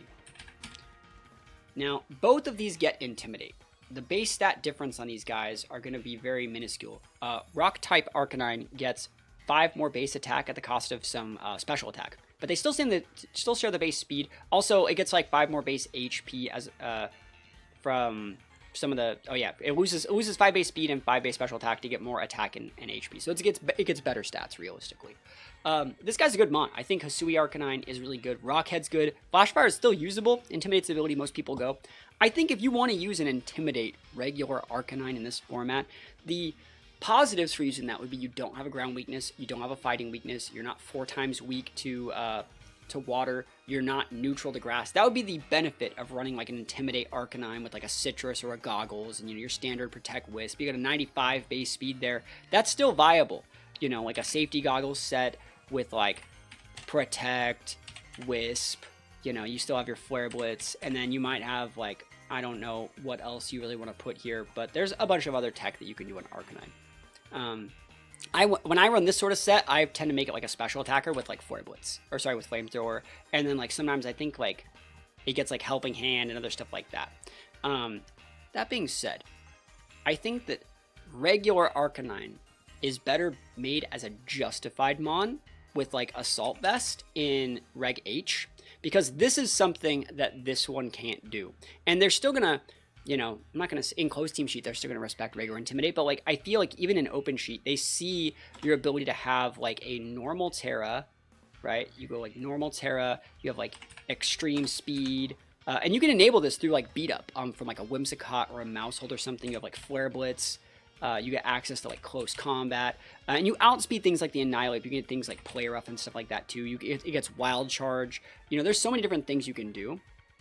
I think that this is going to be a little bit better than, well, not better, sorry, but like this is the way you would play like Arcanine. Choice Band Arcanine works as well, but I think you'd be better here with that Choice Band. I think this guy's best set is a Choice Band. Just my personal opinion. You build it like basically the exact same way. Thank you for the follow. Appreciate it. You build it like basically like the exact same way. Like you have the extreme speed, you have the Flare Blitz, and now you have access to that double stab where you go like Rock Slide, and, or not Rock Blast somehow. You could use Rock Blast, it's a good move. Rock Slide and then like Head Smash for just like big Okos, something like that. And that's how I would run this guy. So yeah, I think that this is built, like the best regular Arcanine set right now is probably gonna be Justified. And this guy can be built like AV, it can be built Citrus, it can be built Bandit. I think Hisui Arcanine is still very, very good because it checks things like Incineroar and Rillaboom at like the same time. It's probably one of the better Intimidators. I would put regular Arcanine in like the decent category because it is a little bit too combo based if you are using Justified. And if you want to use that Intimidate set, you're more than welcome to, but you're probably not going to be in for a good time. I think Hisui Arcanine might be too good for the good tier, so I'm going to put it up here. I still think this Pokemon punches a lot harder than it's worth. I think being able to outspeed Goldango and pin Dango is great. I think having a good enough matchup into like Psy Spam and Trick Room is good because it is. And I think being able to like check in Sin, you're not great into Arc Rain, but at the same time, like Pelipper can't pivot in on you because it'll either Rock Slide and then the E-Speed, right? So I think if you play Hisui Arcanine right, it can be very good. But it's definitely not like best. It's definitely like if these were ranked in the order here, it would be near the end of the great tier. And I'm pretty stingy with my like high level picks. Coming back to VGC, subbed on YouTube, didn't know you streamed till now, so here I am, love your work. Thank you, yeah, here I am. Thank you so much for stopping by. We're talking about Poliwrath. I just got done making a team with Poliwrath in it. Poliwrath is another Swift Swim user. It's one of the physical Swift Swim users. It also gets like Water Absorb and stuff like that if you want, but Swift Swim is the best way to use it. Most people that play Poliwrath tend to just Life Orb it or Clear Amulet it. I think I played it with a Clear Amulet. And like, again, it has 70 base speed, which is still pretty low. Like, you kind of have to at least go full speed to be able to outspeed Dragapults and stuff like that in Tailwind. And then even if they match Tailwinds with you, like if I lead Pelipper, Poliwrath, and you lead Murkrow Dango, you can just Tailwind Thunderbolt my Poliwrath and I'm dead, right? It's not like great. I don't outspeed things just because I have Swift Swim. People tend to run it with like Protect. I played it with like a weird gravity team with like Hypnosis, because it gets a lot of like really cool support moves. It gets Hypnosis, it gets Coaching, I think it gets Haze for things like Dozo. It gets a lot of really cool stuff. It gets Taunt. People never really know that it gets Taunt. Let me read this one. Do I rank mons solely on their individual potential, or do mons like Lilligant get to rank higher because of how they synergize with Torkoal? That's a good question, but I'm not going to rank Lilligant higher because Torkoal's good, right? And at the same time, like, you know, Raichu, Alolan Raichu, let's take a look back at this list over here, is ranked really low because if you want to use it if you want to use it with Surge Surfer, it has to be paired with a bad mon. Lilligant's higher because Lilligant's just good. Even if Lilligant didn't have Chlorophyll, it would still be a good mon, Hisui Lilligant. You could just sash it. We're seeing a lot of people use like Sneasler without the Entity now and just sash it. Those Hisui mons are really, really good. Like big, fast fighting mons that have good support options are just viable. But I think like for the question of do I rank mons solely on their individual potential, I will say that if a mon needs to be babysat by its team and have their whole team built around enabling this one mon, something like the Primeape or the Charizard, right? I'm going to say that's going to be holding them back more. I would be ranking them more on how much value they bring to the table and how much we can force our opponents to respect what we're doing without having to get into a full combo-based setup, if that answers your question. Back to Poliwrath here. It gets physical moves. It gets like Liquidation. It gets like Close Combat. You can go Throat Chop, Triple Attack Set, get some support moves. It gets Drain Punch, Bulk Up if you want to use that, Helping Hand. It's usable, right? It gets high horsepower, a bunch of good attack moves. But it's just it's weak. 95 is weak, 70 base speed is slow. I would definitely just put the Poliwrath. I almost want to say not good, but Swift Swim is viable. I'm going to put it in the decent category. There's just a lot of holes in Poliwrath. So, yeah, that's just my opinion on it. I think the Gravity Hypnosis set was fun, but I don't think it's viable. Let's take a look at Victreebel. I think Victreebel is a cool mon that I don't think you see a lot of people use anymore. So Victreebel, it gets that same Chlorophyll that a lot of other mons get. It has 70 base speed. It's the foil to Poliwrath. They're like basically the same. Victreebel can be built as a physical or special attacker, right? And it gets a bunch of really cool moves. It gets Clear Smog. It gets Encore. It used to get Sucker Punch, and it still gets Sucker Punch. What's the move that it used to get? It still gets Swords Dance. It gets like Encore too, right? It gets so many like really weird moves that like this is not something I would expect when seeing a Victreebel. It also gets like a Weather Ball if you want to build special Victreebel. But a bunch of really like cool awkward tech like Power Whip, Leech Life, Sludge Wave, Sludge Bomb, Strength Sap, Synthesis. You know, I think there's a bunch of really fun things that Victreebel gets, and it sucks that it still has a 70 base speed. Otherwise, it would be a little bit more viable. Because again, that same thing. If I were to lead Ninetales Victreebel or Torkoal Victreebel, and you lead Murkrow and they click Tail and make it rain, I die. Right? I have to either force a Terra or die. And even if I do Terra and I trade 1 for 1, now my Terra's off the board. Now you know that now you bring out your real threat like a Blood Moon or like a Dragapult or a Hisui Typhlosion, just roll me, right? Or anything really. Because you already have Tailwind up, and anything in Tailwind's going to be able to outspeed this. Because I can't set Tailwind with my Torkoal and set Sun. You'd have to do like a Whims or something for that. You'd have to lead like Whims Victreebel. And then like it's pretty obvious. Fake Out's good into those sort of things. They can't fake out. You can't stop the fake out into both your slots at the same time without being incredibly item and Terra reliant. And so you see how that, like if I were to go Ghost Terra my Victreebel to stop a fake out, I would then just get Oko by the Make It Rain. So you see how those sort of things work, and it's all weird. Victreebel just doesn't have enough stuff, and it's a good example of like getting power crept, I think. If I were to put it somewhere though, I would still put it in the decent tier. It's similar to Poliwrath, same things that hold Poliwrath back, hold Victreebel back. It's cooler in my opinion than things like Vileplume and Poliwrath, but it's still just in the decent tier. All right, so let's take a look at Tentacruel. I just got an idea. What we're gonna do is we're gonna break this up by gen. So I think today I'll get all of like the Gen 1 mons done, and then maybe the next vid I'll do all of like the Gen 2 and Gen 3, because there's a lot of Gen 1 mons in the game. I think that's probably a good way to do it. So let's take a look at Tentacruel. I actually really like Tentacruel, and we're going to take a look at Toadscruel a little bit later. But Tentacruel gets a lot of cool stuff. I really like Clear Body on Tentacruel, and Tentacruel gets a lot more base speed than a lot of people give it credit for. 100 base speed is great in this format. And you can build Tentacruel physical or special. I tend to build Tentacruel with a couple different sets. I think I like Weakness Policy Tentacruel a lot when you pair it with something that gets Bulldoze. So if you pair it with something that gets Bulldoze, it has a little bit higher base speed. That's weird, I just typed in Bulldoze and went right to the Tauros. Bulldoze here, so Bulldoze. Sort it with something that's a little bit higher base speed. So you can pair it with like a Sceptile that gets Bulldoze. Zebstrika that gets Bulldoze works. Lycanroc, Dugtrio. Even these special attackers like Pyro that gets Bulldoze would be great. Something that has above that base 100 speed so you don't just like OHKO yourself. Bulldoze is going to drop their speed, everything on the board speed, right? So you're going to get a -1 speed on those guys. And you can put like a Choice Scarf on your Bulldoze user. Tentacruel though has Clear Body, so you're not getting that stat drop and you're activating your Weakness Policy, which lets your Tentacruel just start slamming people with anything. And you can build them physical or special. It has 70 attack, 80 special attack. Most people think you have to build Tentacruel as a special attacker, but you don't. Like, you can totally also build this guy, right? You can just put like a Sash or a Life Orb or a Cloak on it, right? And just go like Protect, Swords Dance, and like Poison Jab Liquidation, right? I think that like these sort of sets on Tentacruel are good too when you just go in like a full like sweeper set and just use your base one. It's like the worst Urshifu ever, right? But I think it gets a bunch of cool moves. Like it gets Acid Armor, it gets things like Flip Turn, Giga Drain, Gunk Shot, Haze. Like anything that gets Haze is good into Dozo. Knockoffs viable. Bunch of cool stuff on Tentacruel. I think this Pokemon's a lot better than people give it credit for. Throat Chop. Like, people just forget that Tentacruel exists. And it's definitely just like a good mon. It has great Spadef too, 120 on that slot with an 80 base HP. It's great. This Pokemon's a lot thicker than people think. So I would actually put Tentacruel up here. And I think a lot of people wouldn't, but I would. I really respect that base 100 speed tier.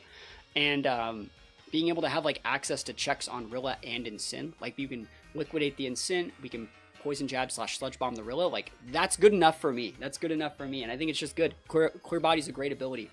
Being able to not get dropped by like, you know, Electrowebs or Icy Wind on that speed stat, like it's just way better than people give it credit for. We got both the Golems here. Both of the Golems. Golem and Alolan Golem. Cool. I used Tentacruel in the Blueberry Prologue. Did I good? But was it fun? I mean, Tentacruel's good. I have a couple of teams that build around Tentacruel as well. So both these guys, the differences that they bring to the table are nothing on the base stats, right? So the exact same. Golem, its best ability is probably Sturdy, and Alolan Golem is notably known for using Galvanize, which is going to make all normal moves Electric-type moves and get a 1.2 boost. So you can put things like Explosion on this guy and go for a big Electric-type 1.2 boosted Explosion. Also gets access to things like Double Edge, right? And then you still have like the standard like Rock Slide, and then like, I don't know, like a High Horsepower. It gets a bunch of other like viable options for physical. Fire Punch, you know, Gyro Ball's good, Heavy Slam's good, High Horsepower, all those things like that. These guys are usually banded. Usually they're like on, you know, meme gimmick teams. Assault Vest also works. Let me read this comment. I know it'll be a while before you get to him, but I'm going to support Jolteon. Jolteon's going to be in like 20 minutes. Jolteon gets a lot of cool stuff. I like Jolteon. Jolteon's probably one of the better evolutions. But yeah, Golem with the Galvanize is fine. It's a little bit cheeky meme, but it definitely still works. This Golem, though, with Sturdy, I don't think this one's very good at all. Big weaknesses. It gets a bunch of the same moves, but it doesn't have like that same punching power. It just has a 120 base attack, which means if you get intimidated, you're just kind of dead. And yeah, we have Sturdy, but like there are a lot of other better Sturdy mons, I think. It just doesn't really get that much going for it. I think it gets Wide Guard, which is one of the coolest things it gets. I don't know if this one gets Wide Guard. It does. So they both get Wide Guard. That's cool if you're not going to run best. Like if you're going to run like, I don't know, like a Life Orb set. Something like that could definitely be good. Wide Guard's probably the best move that this guy does get. A lot of people forget that Golem gets those moves, but I don't think it's that great. You just go with like a triple attack set with like, you know, stuff like Earthquake or High Horsepower, Rock Slide, and then like maybe just a Protect. Like, I don't like that. With maybe something like a Goggles or even like a Lefties to be able to re-get your Sturdy back, and I'm just not seeing the value there. So the where I would put them, I would probably put regular Golem in the not good category, and I'm gonna put him in the not good category too. These Pokemon don't really do it. If we're gonna take a look at like mons that work better in Trick Room, there are a lot of other better mons that work good in Trick Room. The Alolan Golem just loses to like Protect because it's Click and Explosion, and it has so many weaknesses. It's just not really viable, I think. And I think if you were to put things in decent, like all these mons, if you take a look at something they have in common, is they command a lot of like board state, or they bring something to the table that is like high enough value. Like for example, like, you know, this can threaten an after you. This can enable a teammate. This is enabled by a teammate to like threaten for a 1-for-1. A lot of these things threaten a 1-for-1 trade. Golem doesn't threaten shit. Like, you can just wisp it. You can just put up a screen, throw up an intimidate. Golem has like no counter. It has to ask for a lot of permission to do stuff. Has to be enabled by its teammates, and I just don't think it really even hits hard enough when it does stuff. So it's just definitely been power crept. Definitely been power crept over the years. Let's take a look at the two Slowbros here, because they are very different. Yeah, Golem might be a little bit better than I'm giving it credit for, but I've never had success with Golem. In singles, it's viable with like Sash Stealth Rock, but that's singles. Slowbro. So I actually really like Galar Slowbro. Let's take a look at the regular Slowbro first. The ability that both these guys get that people like to use a lot is Regenerator, but like Own Tempo is good and Oblivious is good. Like, you can't be taunted. So like if you're a Trick Room Mon, you can go something like an Oblivious Slowbro with a Covert Cloak, and Trick Room just went up unless they OHKO'd you. So if you have a teammate that has Follow Me, Trick Room will go up every single time unless they have Imprison. The thing that most people use though is Regenerator on this guy, and they tend to like Mental Herb it or go with something like a Citrus Berry or something like that. Usually they like the Trick Room here. Gets access to things like Slack Off, and then Slowbro gets a lot of like good special attacks. It gets access to like Flamethrower for some weird reason, so you can hit those grass types. Psychic, I think it gets Scald still. A lot of just good stuff on Slowbro. Very, very standard guy. Great base 95. 30 base speed's good on a Trick Room team. It even gets like Expanding Force if you have it with like an Entity as a teammate. It has a great 100 base special attack. I think it's just a viable mon for like just standard Trick Room play that's kind of sticky and hard to remove. Has good defensive typing too, being Water Psychic. I like it a lot. Slowbro Galar, on the other hand, is very different. Most people like to play this thing with a Quick Draw ability, right? It gets the other abilities too, but they play with Quick Draw, which basically has a 30% chance to move first in its priority bracket, and then they also throw a Quick Claw on it too. And the thing that I really like about Galar Slowbro is its access to Shell Sidearm, which is a really unique move that gives a 20% chance to poison, and it would be a special attack normally, but it would be a physical move that makes contact if that would be stronger. So if like you're intimidated, or like let's say you're playing against like an Ursaluna or something that would have a much lower special stat, like it's going to hit special. It's always going to do more damage. Like let's say you're playing against like an Assault Vest Rillaboom, it's going to be physical because like their special defense stat is so much higher, and it changes it, and you can actually tell what the animation is depending, and so you can actually know a little bit more about their EVs based on what animation it has for Shell Sidearm, which is actually really cool. I like building this guy with Shell Sidearm and Trick Room, right? And the thing that I like to do best with this guy is I like to build it with Skill Swap. I think I have the most amount of championship points earned in the world with Galar Slowbro. I've gotten second at a Premier Challenge, and I've used it in 2 global challenges. I like this mod a lot. I think it's really cool. I like building this guy with 0 speed reduced, and then pairing it next to like a Torkoal or like another weather setter that needs to reactivate weather, so that way when people bring in those Pelipers, I can actually underspeed my own Torkoal and go for a skill swap to then not only give Torkoal the quick draw, but then Slowbro gets the drought, and then we reactivate that weather, and then even after Trick Room's gone, Torkoal still has quick draw, so we can go for those big eruptions if you need it. So I really, really like this mon. I think this mon does something that no other mon can do. Poison Psychic typing is really, really unique, so I value this mon very highly. Like whenever I'm out of ideas for what stuff I think could be like regional winning and like really cool stuff, I always end up gravitating towards this guy because he has a bunch of other really cool moves too. It's the same thing regular Slowbro gets. Gets Disables, it gets Expanding Force, Flamethrower, you can run a Fling set, gets the Haze for Dozo. Like, this is the total package for a mon. And regular Slowbro is good too. So where would I rank these guys? I think they do both fit into the good category, but I'm going to put Galar Slowbro up there because I still have not even hit the limits of what I think this mon can do. And I think that there's a very high ceiling for this Pokemon that people honestly just have overlooked. This is when people ask me for like my diamond in the rough picks, like Galar Slowbro is one of them. If you actually go back on my YouTube channel and type in like, you know, that's +1 like Galar Slowbro, you're going to get probably like 5 or 6 videos. And what you're going to realize is like all those videos are from like tournaments that like I top cut specifically using this thing. So maybe it just works for me, but I feel like it brings so many what ifs to the table and always punches a lot higher than its pay grade. I think it's just a really, really solid mon. And if anyone doesn't like my list, it's probably going to be for this guy being this high, but I think it's so good. I think it's so good. Let's take a look at Magneton. So Magneton, we've used Magneton recently. It gets some good abilities. It gets Magnet Pull, being able to trap steel types. I think most people like to build Magneton with Sturdy, and you're probably wondering, like, do I still think it's strong in open team sheet format? Yeah, so all the tournaments that I said I top cut were ones with open team sheet. Like, they were open team sheet, and it's still good. You have to build your team around a Golem or Slowbro a little bit, but I think there's a lot of value there. Because it's a Trick Room setter with really unique defensive typing. Really unique. Like, the things that break Hat don't break this.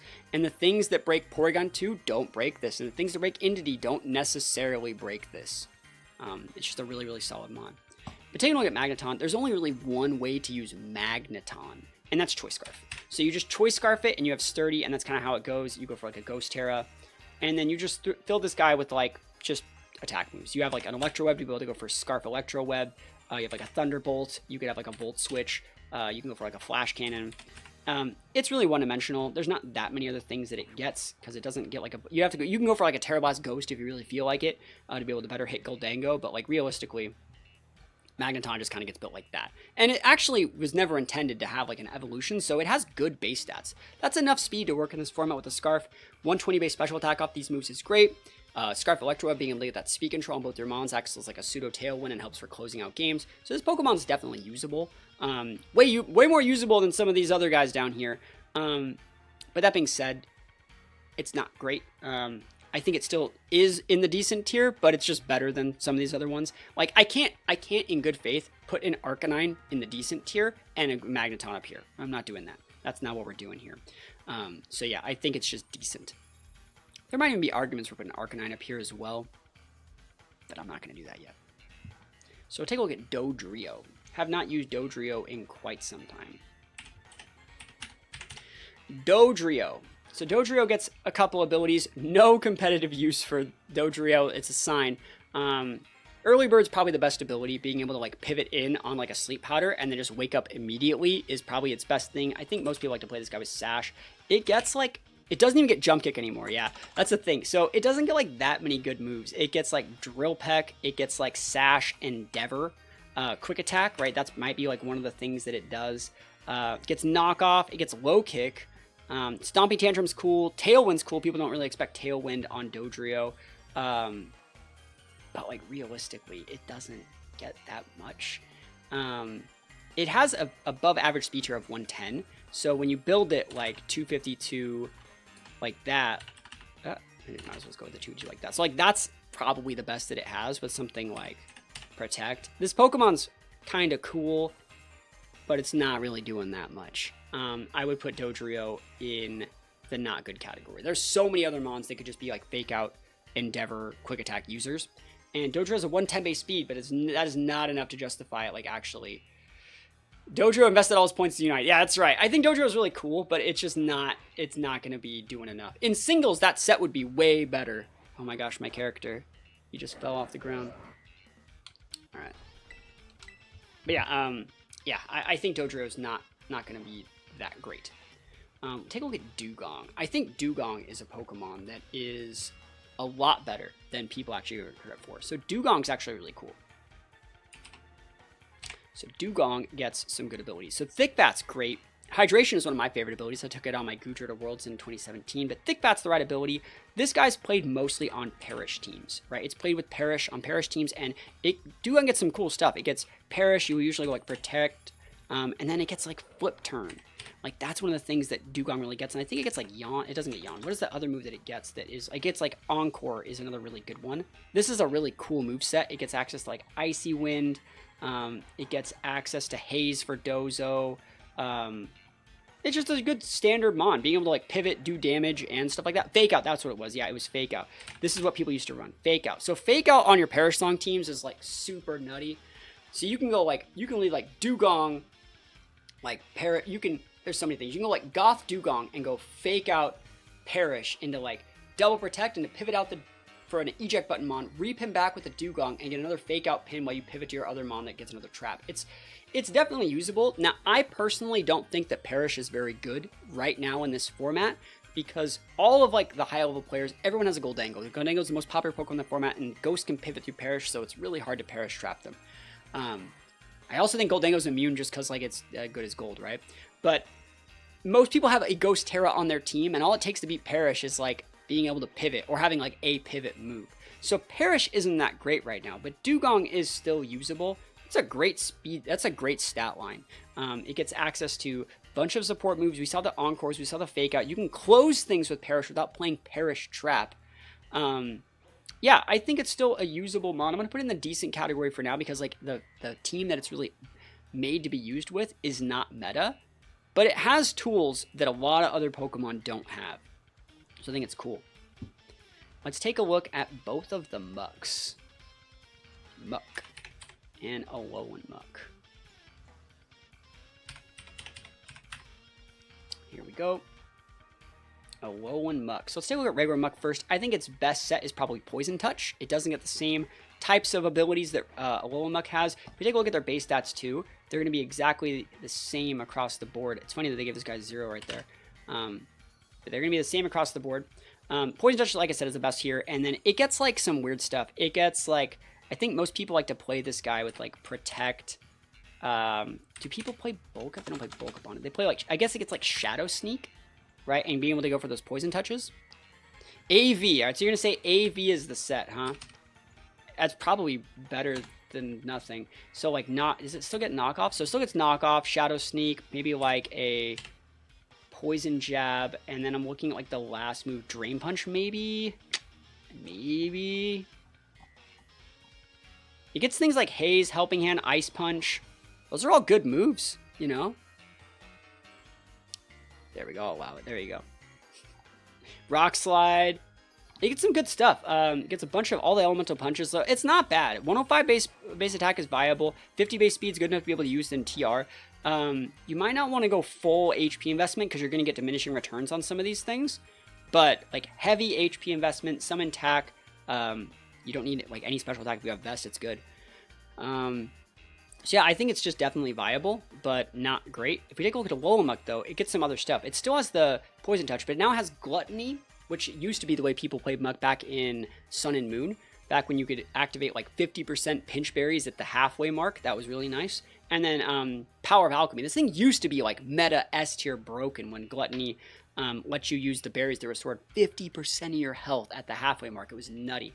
But Power of Alchemy is how most people like to play this. Like to pair this thing with like a Smeargle usually.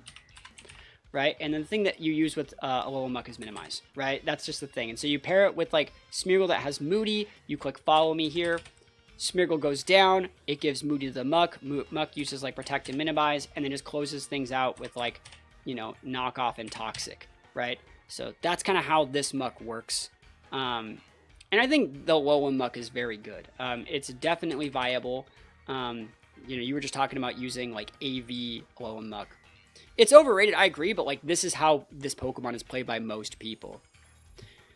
So yeah. Yeah, that's how you play Muck. So how do you beat that? Do you need to run moves that don't check accuracy? You could. You know, Taunt's very good into that sort of stuff. It's not unbeatable. Like, honestly, it's not. Like, so the thing about this Muck is, like, Toxic is a dot, which you can get rid of. You can also just use Poison types. You can also just, like, outvalue it with healing. Like, if Knockoff's not going to do a lot of damage. You have, like, a Life Dumon or, like, a Follow Me user, like, or, like, a Pollen Puff user. You can spore it with a Moongus. Like, Haze breaks it. There's so many things you can use to break it. It goes off very easily, but it's not, like, broken. The issue is when you get, like, all these Minimize procs, and you get, like, 4 or 5 different Moody procs, and then something comes out that actually has aggro moves, and Psych-Ups it. Or, like, you bring out, like, a Flamigo, right? That would co-star copy it. It's definitely, like, a team, but I don't think it's unbeatable. Someone got asked if I'm doing a watch party for the regional. I don't know. I don't know yet. I don't know if I'm going to do a watch party for the regional. The AV Poison Touch set is so good. The Snarls knockoffs. Yeah, I get Snarl. That's a good one. Snarl knockoff. That's good. I think that that's probably how I would like to play Muck too, because I think that this sort of team with the Flamigo and the Smeargle is a little bit too combo based. But let's just rate where this one goes and the regular Muck for now. I think Alolan Muck is in the good category, and I would put regular Muck. I'm going to put it down here. Sorry, I think it's too passive. The dark typing on Alolan Muck really helps it out, being able to avoid prankster taunts. And if you're running them like very similarly, I don't think that like just AV regular Muck works. So you say that's how Muck got played towards the end of Gen 7? I think you're right. Just because people started running a Nerve, right? People started running a Nerve on stuff, and Muck was just big sad. So yeah, I think that that's probably where I would rank them. Because like you were saying, like just an AV Alolan Muck set can actually be still like really, really nice. So let's look at Cloyster. Cloyster is going to have a hard time in this format. There's only one way to ever play a Cloyster, and that is Focus Sash, Skill Link, Protect, Shell Smash, like Icicle Spear, Ice Spinner will mount, Icicle Spear, which hits 5 times thanks to Skill Link, and Rock Blast, right? That's how you play this Pokemon. You click the button. You actually still need to go speed, in my opinion, to outspeed stuff. And then you still, like, just die, right? It's not worth it. I guess the Muck used to play. You think people just play it better now because of the berry nerf? Oh yeah, the berry nerf was massive to Muck. Like, that was humongous. It was only good because of that, the 50% berries. But this is the only way to play Cloyster. It's really one-dimensional. It costs your Sash. It takes a ton of babysitting. And then at best, this Pokemon for all this setup is going to go 1-for-1, right? Its base stats aren't really there. Great defense, right? But the HP's low. Even if you vest it, it's not getting any value of it. So, like, I would put Cloyster down here as well. Way too much setup. It's not going to be worth it. They didn't do anything to berries. No, like the berry nerf. The berries used to, so the pinch berries, right? If we take a look at like the Papa berry, so it says restores a third at, it restores a quarter of your health or whatever at, you know what I mean? Sorry, restores a third of your health at a quarter, right? They used to restore 50%. They used to restore 50%, so Pokemon with Gluttony, like Snorlax and Muck, just got a full heal. Like, Snorlax would Belly Drum and go back to full. Muck would just sit around and never die and just live forever. And then it would recycle, like the way Muck used to be built with, like, those, like, Mago Berries and stuff like that. And then they would go recycle and get that 50% berry back. That's how Muck used to be played. Let's take a look at Gengar. Gengar. So Gengar can only be played a couple ways. A lot of people like to think like, they took Levitate away from Gengar and it's never been the same and Gengar sucks and they should just give it back Levitate. If they gave Gengar back Levitate, that would like make Gengar better than like all of these Pokemon. There's like not a reason. There's not that much of a reason to run all of these when you have like a Pokemon that has like Levitate and Ghost typing and all of those things. And people say, well, like, if it had Levitate, it would be so good, right? You know what has Levitate and Ghost typing that's ass? Mismagius, right? So it's like, it's not that it's ass, but like it's not good. Like these Pokemon, their stats are so just like a little bit different, but like giving Gengar Levitate wouldn't make it broken. I actually think that having Curse Body and Sash it's not an upgrade, but it's like a side grade because now Gengar is an actual win condition against Choice Mons in the late game. Like if you know that you're fighting something that's choiced, you can just pivot in this Gengar and you have 2 chances to Curse Body it. And if you Curse Body it, they have to either pivot or switch or, you know, they just lose, right? They get stuck using Struggle, right? So I think it's actually good, right? I think this is good. The standard way to play Gengar, in my opinion, in this format is just going to be Protect, Icy Wind, and then Shadow Ball, Sludge Bomb. Like, very, very standard. You could also talk about running things like Destiny Bond. You could running Taunt, Thunderbolt, Dazzling Gleam. You've missed a lot of the stream, but we've been here for like 2 hours.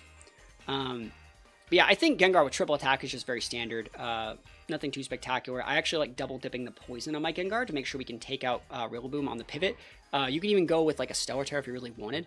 Terra Fairy D-Gleam pretends to be Flutter. Yeah, I've used that before too. I think it's viable. Yeah, I think like standard Gengar is good. You can even go sets with like Trick and have like Choice Scarf. This is a viable set too. And you could even cut the Icy Wind or something like that. I still think Icy Wind's good on that set for like a Scarf Destiny Bond. Not as good in open sheet, but, you know, still good. Yeah, I don't think we should have a nerf. I actually really like Curse Body. I think Curse Body's good. Yeah, thank you for the follow. Appreciate it. So yeah, I think Gengar built like this is just like a standard mon. I would put Gengar in the good category. Gengar, very, very good. We're seeing like Sash Sneasler do well. Just good above base 100 speed tier mons that have like multiple avenues of like different stab options that could be sashed are good. You know, not many mons have one ability. You're right, there's not that many. But I think Gengar is definitely viable. Good mon that you can splash on it. You can splash on Gengar in a lot of teams, and it's just going to be a good mon that can help you close games. And I think it's fine. Take a look at Hypno. Hypno. I get a lot of people on YouTube asking for, like, Hypno teams. Hypno's ass. I'm going to tell you that right now. It gets Inner Focus, probably its best ability. Insomnia is good into, like, Amoonguss, but, like, you can just hold the goggles. I think that, like, you could either go Insomnia Cloak or, like, Inner Focus Goggles, and that's your choice, right? Forewarn's not going to be that great, especially in open sheet. It gets Trick Room, right? It gets moves. It gets Dazzling Gleam, Disable, Encore, Expanding Force. It gets Haze, but that's not really, like, great. It gets Skill Swap, which isn't great. It gets Taunt. I just don't think this guy has the base stats. Why use Insomnia Cloak when Cloak Hatterene exists? That's what I was talking about. You want me to get it? You know, you can just ask me to get it. You're in the stream right now. You're right there. She's getting her headphones. All right. Anyways, yeah, I think Hypno just doesn't really pull its own weight. 85, like, it has good Spadef, but there's no reason to run Hypno over anything else. I don't think that it needs a buff either, but what Pokemon does is they don't really buff, like, base stats that often. They buff move sets and give Pokemon moves that other things get. Like, Hypno getting Haze, Encore, Disable is cool, but it just doesn't do anything with that information. 67 base speed is also, like, way too fast to actually work in a Trick Room team, in my opinion. You get a Trick Room and they still underspeed you with the Incid, like Big Sad. And it's not my fiance, it's my wife. That's my wife. I would definitely put Hypno in the not good tier. That's just my opinion. I think there's so many other things that do its job better. So we're getting near the end of Gen 1. Let's take a look at both the Electrode forms. I miss Alakazam Hypno. I mean, Alakazam's good. It's like Gengar. Alright, so we're looking at Electrode. So Electrode and Hisui Electrode. And we're going to help you guys that want to use these Pokemon right now. I think I have some of the most points with Electrode as well. I've top cut a bunch of tournaments with it over the years. So Electrode has that 150 base speed. That's what it does. These are going to be the same base speed stats. And the abilities on these guys, Soundproof, Static, and Aftermath, all of those are good. Like, those are good on all of them. There are arguments for all of it. Like, there's so many sound-based moves like Hyper Voice, Snarl, Perish Song that you can soundproof away. Static is just a good ability. Aftermath is great. I think the standard item on Electrode in almost every single situation is Sash. And I've seen a lot of people say, like, that's a, like, Electrode with, like, Chloroblast does so much damage. It's a 150, and you lose half your health. So first of all, it takes the Sash off the table. I'm going to tell you right now, if you're ever going to be using Chloroblast Electrode for any reason, you should just be using Leaf Storm. It's 20 base power less that doesn't break your Sash and take away half of your health. Like, holy moly. Like, it's not, Chloroblast ain't it. That's just not it. So just use Leaf Storm. It gets grass typing. It's a solid mon. Like Leaf Storm, Electro Web, it gets access to, like, Taunt. Electro gets some cool options, but it's just like a fast taunt mon. It gets Reflect, gets Thunder Wave. Like, that's kind of all it does. I like this mon with, like, Discharge on teams that have, like, a Lightning Rod user or, like, a Ground mon or something like that. Yeah, I'd only use Chloroblast if I want to strategically die. That's about right. So something like that could definitely work. I would just throw Protect on here. You can, like I said, you can go dual screens as well. Regular Electrode gets built with, like, Protect. So Protect, Taunt. And then they usually just double, like, Electric move. They probably, you can go Helping Hand, which is kind of nice, but, like, Electro Web is fine. And then, like, a Volt Switch to be able to just come back in and reapply a Taunt or something like that. That's kind of how you play Electrode, in my opinion. You just go Ghost Terror on both these guys, probably. So that's kind of how I would play it. And again, you just go like that. Nothing too spectacular. 80 base special attack is higher than people think for Electrode. I want to see if it still gets Foul Play. Yeah, it still does get Foul Play, too, if you wanted to be, like, that guy that had, like, the big Dark Terra Foul Play. It's definitely viable, but not, like, broken. I think Hisui Electrode is a little bit better than regular Electrode. I would put Hisui Electrode up here, because, like, 150 base speed Electro Web is viable. I will say that. And I put regular Electrode down here. Having that access to that Grass Stab gives it a lot more options, while still not losing anything that regular Electrode had. So it's a good mon. Let's take a look at both the Executor forms. Spore Immunity Go Burr, that's right, yeah. Rage Power ability, or Immunity Go Burr. So let's take a look at Executor and a Alolan Executor. Cool. So these two mons, if you take a look at like their base stats, Alolan Exeggutor loses speed, which is good in Trick Room, and it gets a little bit more attack, which makes it like a pseudo mix attack if you want to be that guy. It gets Frisk and Harvest versus Chlorophyll and Harvest. Playing close sheet, like Frisk is cool. Harvest is the ability that you want to use on a Alolan, and I would say this guy can be built with both. You can build it on like a Sunny Day team. It's basically the same base speed as a Vileplume, so this is like a really bad Vileplume if you want to play with Chlorophyll. Harvest is probably what most people like to do with Citrus on both these guys though. And then they become like a weird poor man's Trevenant. But yeah, I think Alolan Exeggutor, the value that it brings to the table is that it's one of only a couple Pokemon that are Dragon type. Like, I'll show you. So we got Dragon types and Trick Room. There's not that many. Dialga and Palkia are like the only ones. So it's really, really like hard to break this. You'd need like a big Hyper Voice, like Pixelate user or something like that, like Dazzling user would actually break this thing. So it's gonna get up that Trick Room. I usually want to put Protect on these sets that have like Harvest potential, and then like from there you can go like Draco Meteor and like a Leaf Storm and just like pop the heck off and just like blow things up. Or you can even go something like Sleep Powder, right? You Sleep Powder after your Trick Room's up with just like a random, you know, any move. You can go physical, you can go special. It gets a bunch of really cool stuff. I've used Giga Drain on this set before, so like this is a set that I've used. It gets Flamethrower, so it's definitely like a viable mon. I think it's great. You'd go like a speed reduced nature, 0 IV. You would go max at your HP first, and like you can put any amount of points in bulk or special attack or anything you want. I just think it's a really solid Trick Room setter that's definitely slept on by a lot of people. Exeggutor can be built exactly the same way. It gets all the same tech if you want to be that same Trick Room guy, but also it can be built, like I said, with Chlorophyll on like a wide lens set. And one cool thing that you actually can see on Exeggutor, if you want to be building it aggressive, you can, but it can go on like a weird Sunroom team. Let's give it that same Harvest, and let's talk about like Trick Room. Right? So let's go Trick Room here. Let's say if we cut the Protect, let's say we have it like as an Indity as a teammate, like an Indity here. It's gonna be able to like set the side terrain and have like things like Follow Me, so you can go for like a Follow Me Trick Room, right? And then the thing that this Exeggutor gets that the other one didn't, instead of Dragon typing, we have Psychic typing, which means we can actually go like Expanding Force. So we can have like Expanding Force, we can go things like Solar Beam if we want to do that. And so like if we had like a Sash Indity, we can go Sash Follow Me, it dies, Trick Room goes up with Exeggutor, we bring out a Torkoal here, and now we have like Solar Beam, Sun Enabled, like ready to go. Still gets that same Sleep Powder as well. Bunch of really cool tech. Exeggutor is a very, very solid mon. Not Safety Goggles, Citrus Berry, sorry. And you still have the option to like get your berry back, which is going to work better in Sun too. So I think both Exeggutor forms are very good. And they can be played similarly or like completely differently if you want. You played a low Exeggutor with the Terra, Dragon, Kali, Ice, and Reg. Yeah, that sounds good. That sounds definitely viable. I think a Alolan Exeggutor is a little bit better, but I would put them both up at here. I think they bring a lot to the table, and they're definitely like unexplored mons that people should be putting a little bit more respect on. So I would say they're good mons. Yeah, Z Leaf Storm Mega, that was the set back in the day.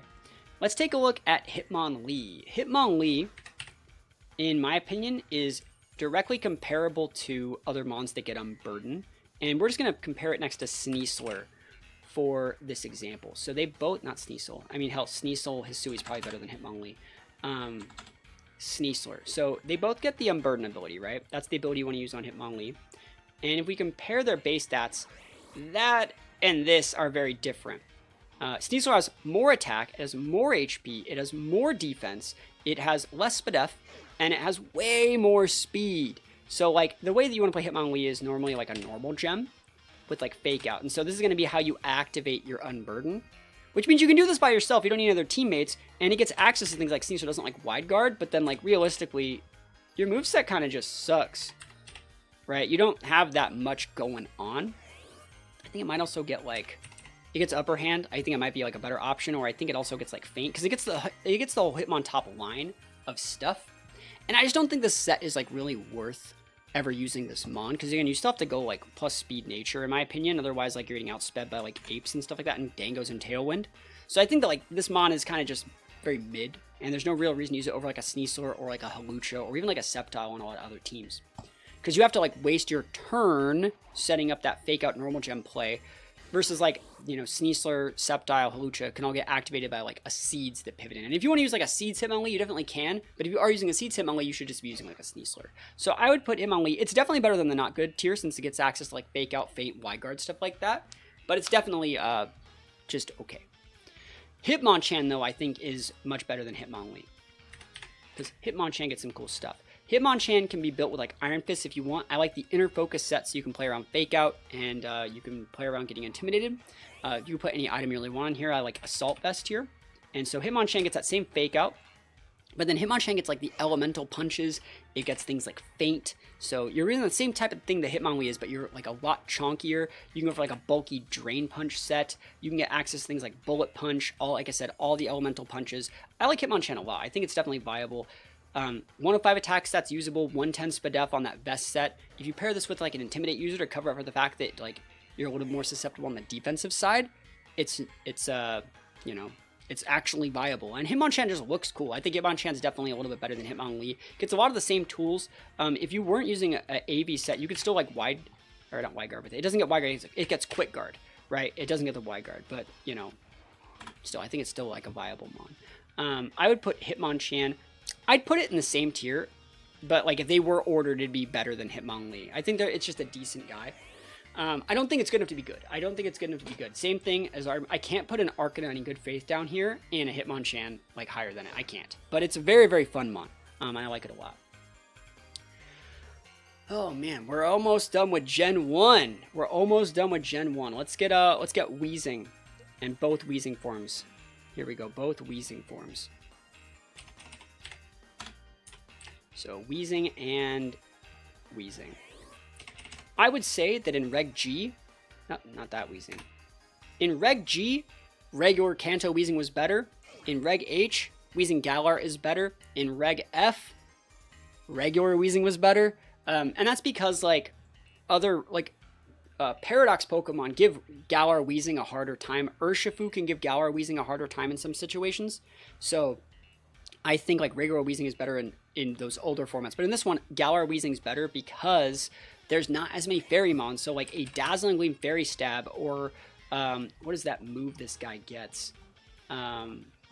Strange Team. Like there's not as many good fairy attackers. So you're just going to be better off with Galar Weezing in this one. Being able to like AoE break stuff is just really, really nice. The thing these guys bring to the table that was not Levitate, it's Neutralizing Gas, which is what people use these guys for. You compare these things next to things like Slacking and be able to take away your Truant, or, you know, you compare it next to like Toadscool and take away Millennium Might, so you can use like base 100 speed Spores, right? That you want to use it to take away your own teammates' abilities, but it also can be used like anti-meta to take away like opponents' abilities. One thing I like to do is get like my Weather set or my Trick Room set and have a Torkoal on the board, and then pivot in that Weezing so my opponents can't bring in like a Prankster Mon and change my Weather, or bring in like a Pelipper and activate that Drizzle and have Torkoal just Oko everything.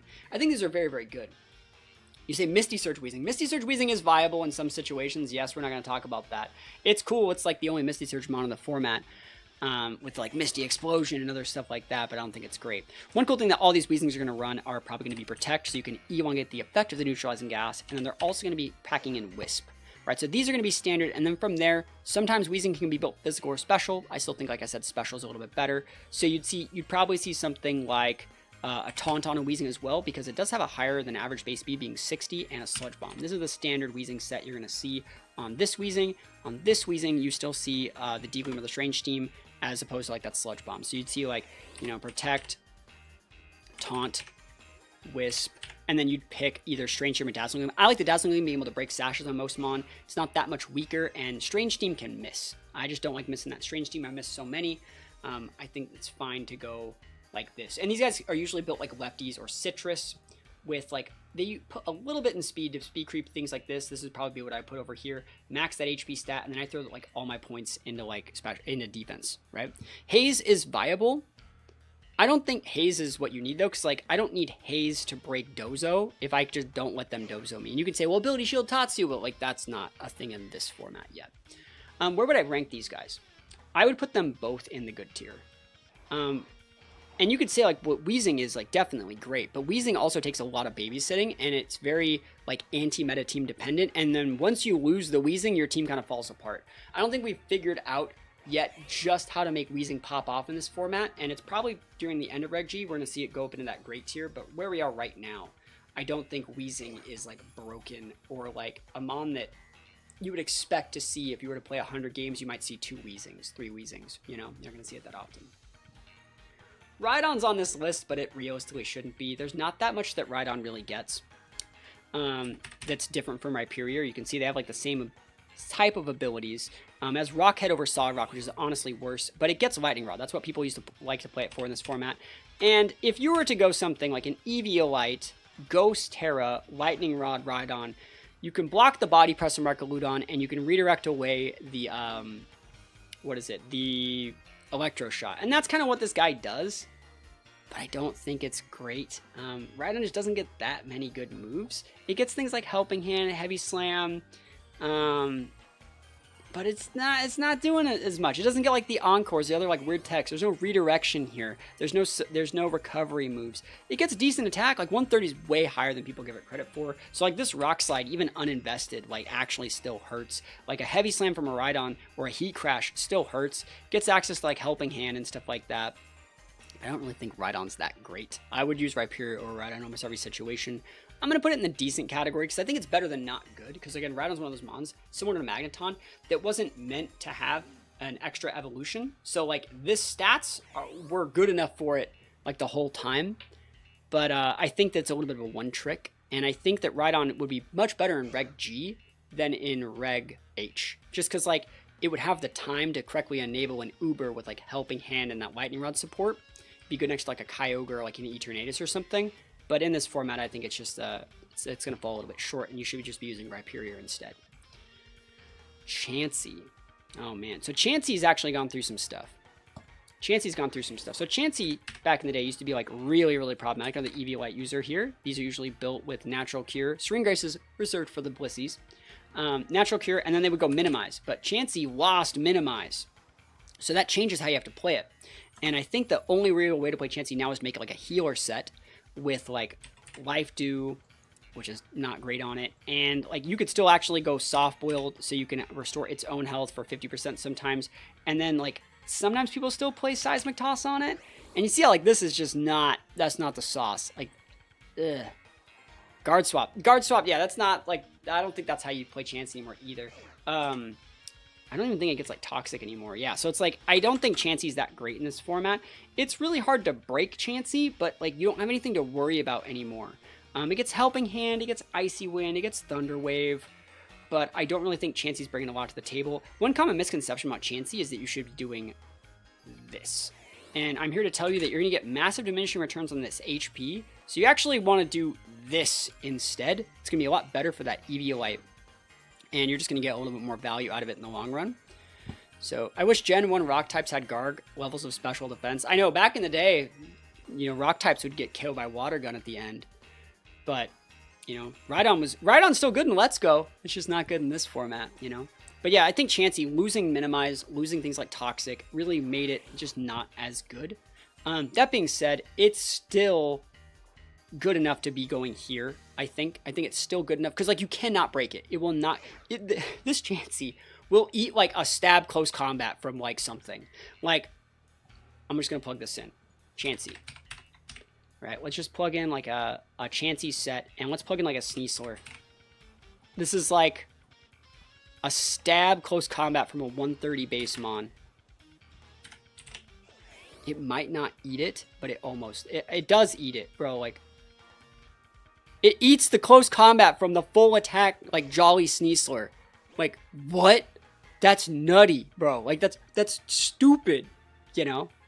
It just eats the close combat. Like, that's ridiculous. So, like, that's good enough to go into the good enough tier. I like having multiples of 16 to maximize Grassy Terrain. No, you're right. I just put in, like, random stats, you know? Maximize Grassy Health healing. Grassy Terrain healing is nice, too. Let's take a look at Scyther. Scyther's definitely in the decks. And Scyther actually gets like stuff that Scizor and Kleavor don't. Well, that it uses. So it still gets built with like Technician.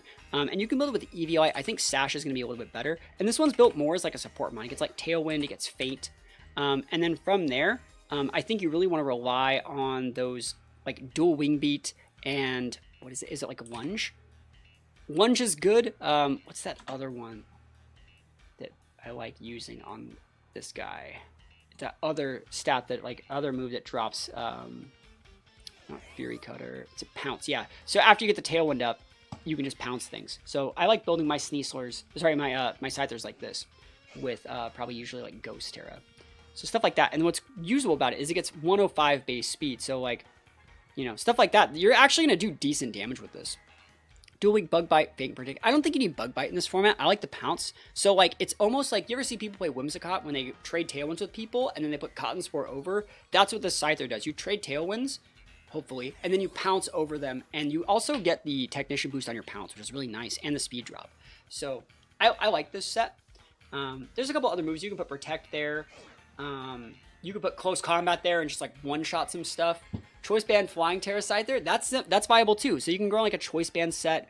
It definitely has enough speed to make those things work. Gets Close Combat, gets like big banded U-turn. It's definitely viable. Is it good viable?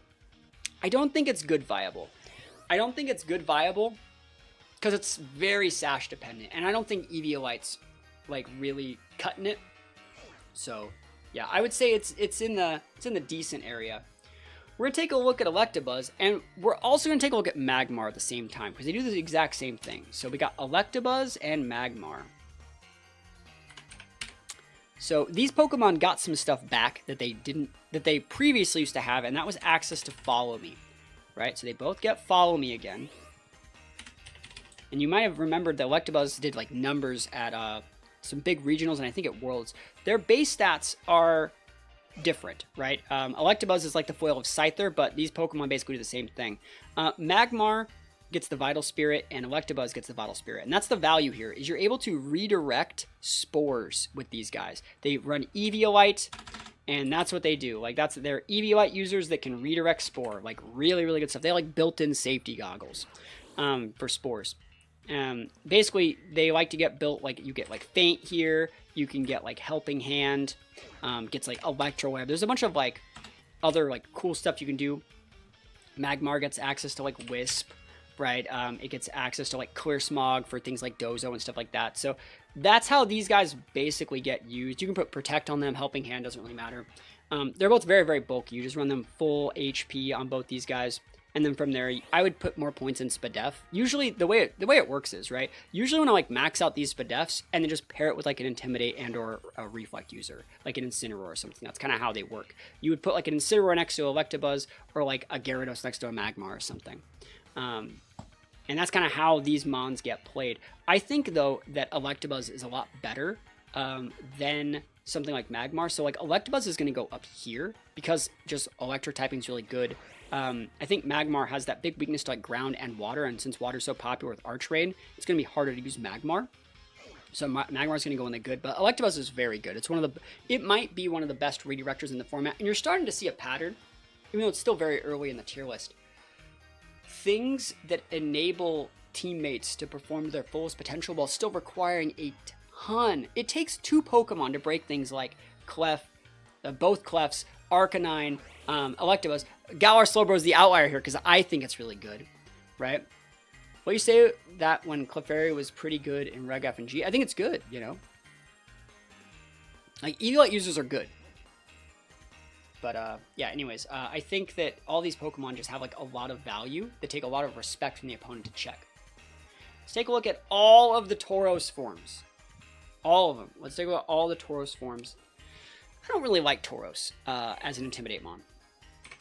It's going to be my opinion. And all the Tauros forms are going to be a little bit different. Alright. So we have base Tauros. We have Aqua Tauros, Fire Tauros, and just Dark Tauros. Right? And all of them have the same base stats other than regular Tauros, who has a little bit more speed, a little bit less attack, and a little bit less defense. Right? I think that these two Tauroses, let's move this guy over here. These 2 Tauroses usually always come with Intimidate, and they get a move called Raging Bull, right? Raging Bull destroys screens and is a type based on your form. So, like, this is basically a 90 base power Flare Blitz or a 90 base power like just like a liquidation or something. It's really, really good, right? And then like Water Tauros is gonna get things like Aqua Jet. You know, this one runs things like, you know, Close Combat, and then they run like Protect. I wouldn't be surprised if it got Wisp. Yep, there it is. You can also run Wild Charge and go 3 attack set. It's a solid thing. This one goes like Aqua Jet. They still go like the Close Combat, and then they just drop like a Protect here. Right, so very standard for this one. They're usually built like, it's pretty standard. I've seen Life Orb on these. I think Life Orb is good pairing with the Aqua Jet. I've seen Mystic Water. I've seen Safety Goggles is very, very solid set. You can also run them all with Vest as well. So they're definitely usable, right? They have 100 base speed. They're good, right? They're definitely viable. I think the Water one is the best, then probably the Fire one. That's where I would rank them. This Tauros, though, is built usually as like just a fighting type mon that has Anger Point. Same Anger Point set. It also gets Kachu, which is not that great. But it's Anger Point. You pair it next to like a Meowscarada and you side Flower Trick yourself. Or you pair it next to like that Smeargle like I was talking about, like a Choice Scarf Smeargle, and Wicked Blow yourself to get the +6 from Anger Point. And it's not that great.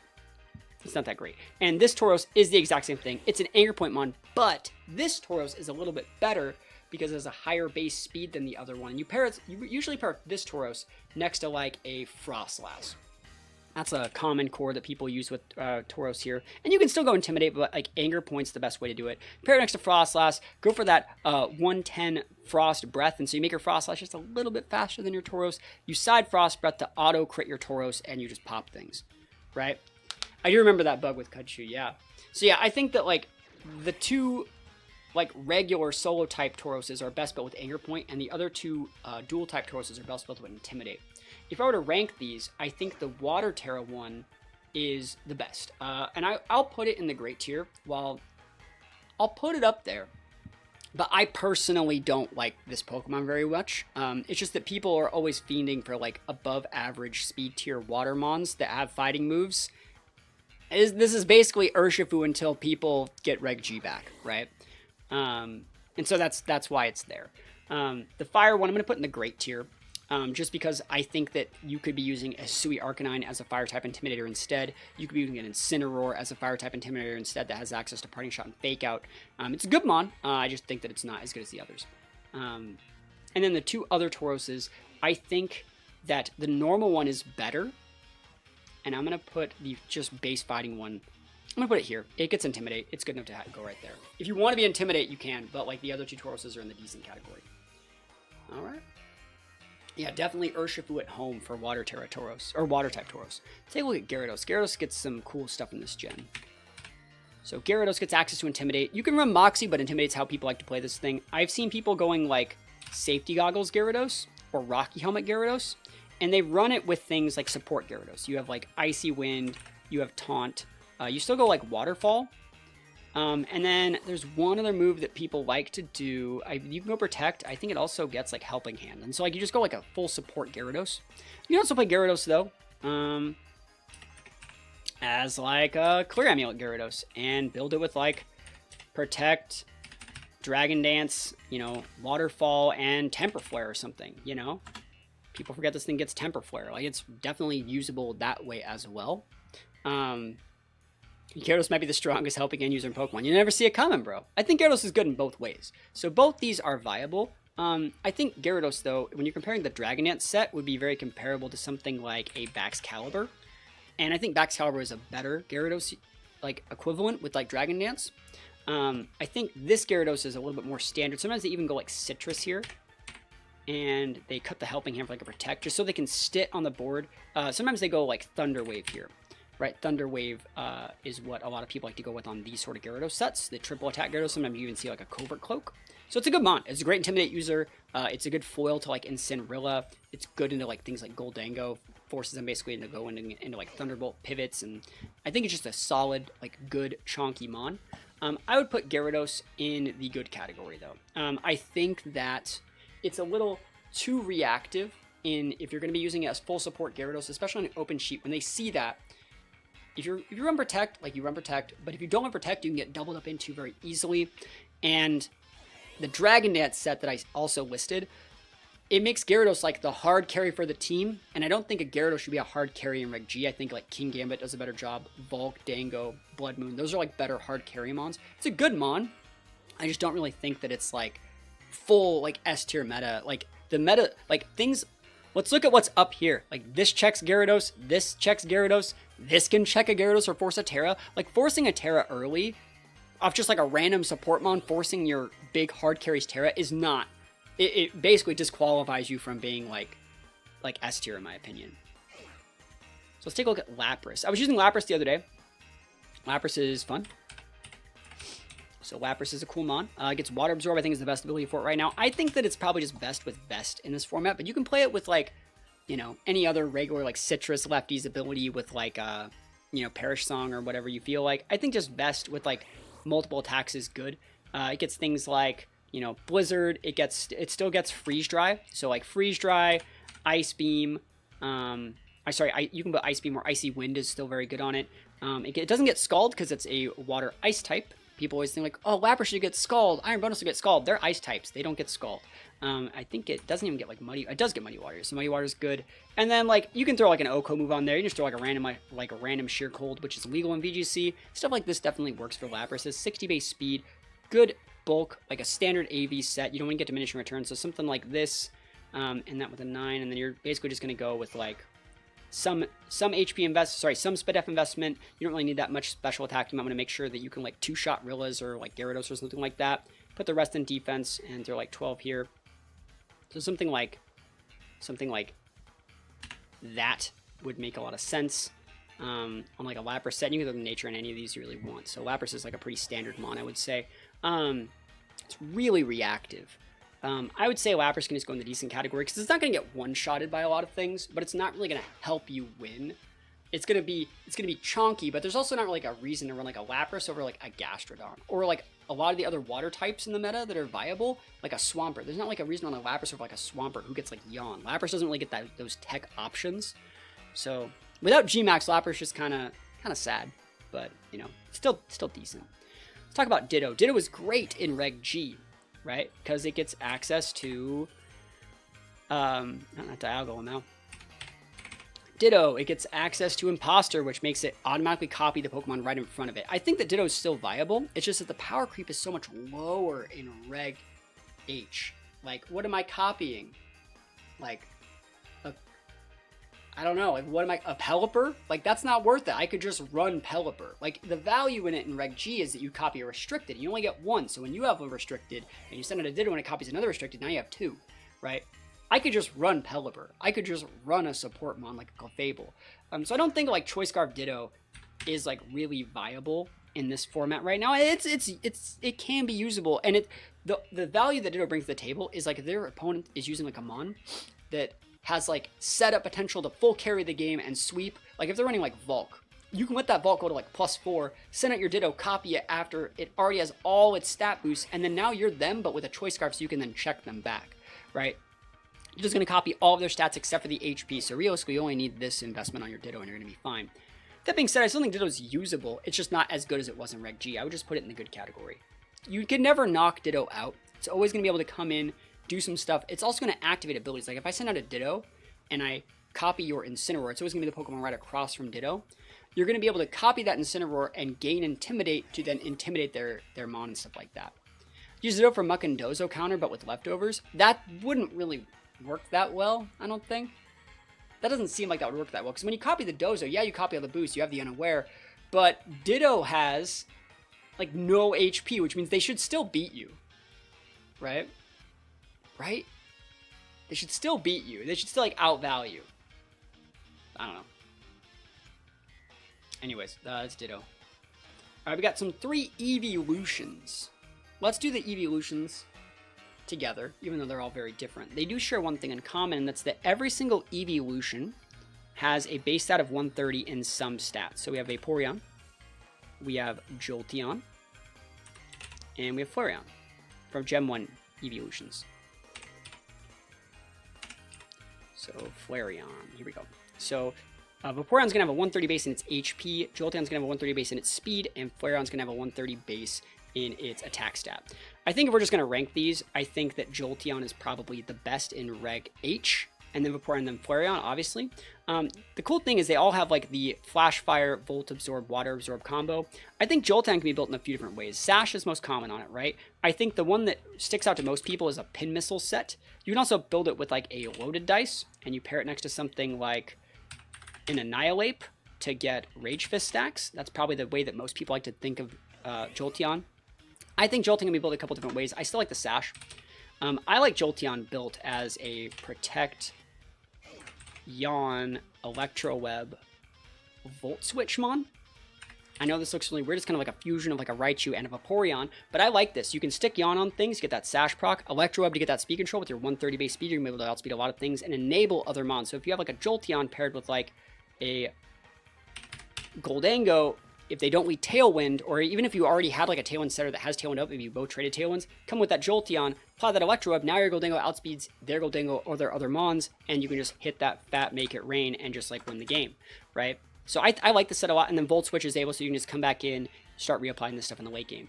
Normally these are built with a Ghost Terra. And you can even build a Terra, you can make it like Water Terra if you want, so you can actually use your Volt Absorb, but like, I think it's fine. And just a standard set like that. Vaporeons are built very similarly. You'd have Protect, well, similar idea. They're just Yawn bots, right? It's just a Yawn bot. And then from there, you can go something like an Icy Wind if you want it. I tend to go Wish here on Vaporeon and just Scald. Very, very standard Vaporeon. These guys usually end up going Fire Terra. And so you have Fire Terra with the Water Absorb, really, really good stuff. You have a little bit higher base speed than in Sin.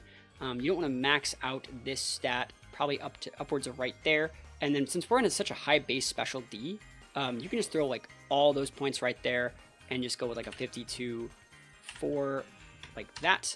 I would probably just do something like this for a Vaporeon. That's how I would build it in most situations. A little bit of speed, a little bit of Spadef, but mostly just HP defense to be able to cover up for that stuff. And you're just going to be cycling Yawn, Wish, Scald over and over and over again. Vaporeon's just a good mon. I think it's actually much better than people give it credit for. Might even be better than Jolteon. I think it's a very, very solid mon. Flareon can be built a couple ways. Flash Fire is good. Guts is good. We're going to build a Guts set here to show you guys how that works. It's going to be like a Toxic Orb.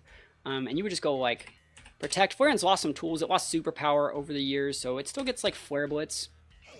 If we were, you can also use Temper Flare if you really want to use that. But if we sort it by physical, it gets like Double Edge. It gets Quick Attack, Trailblaze, and like that's about it. So it's really one-dimensional. It still outspeeds things like Incineroar, but I think it's like really susceptible to Intimidate. It might even just be better with Flash Fire in this format to be able to better deal with Typhlosion, like Eruption spam, and maybe like an Assault Vest set. So like that would be something like you put like a Quick Attack up here, you have the Flare Blitz, and then like honestly, you just don't really do that much else. You know, something like that could work. You put like a Trailblaze on there, like it seems pretty not great, right? So I think if I'm going to rank these, I'm going to put Flareon in the decent category. It's still usable. It's a 130. It gets Facade. Yeah, you're right. It does get Facade. That's a good move to put on the Gut set. Facade is great with like a normal Terra. But then for Jolteon and Vaporeon, I'm going to put them both up here.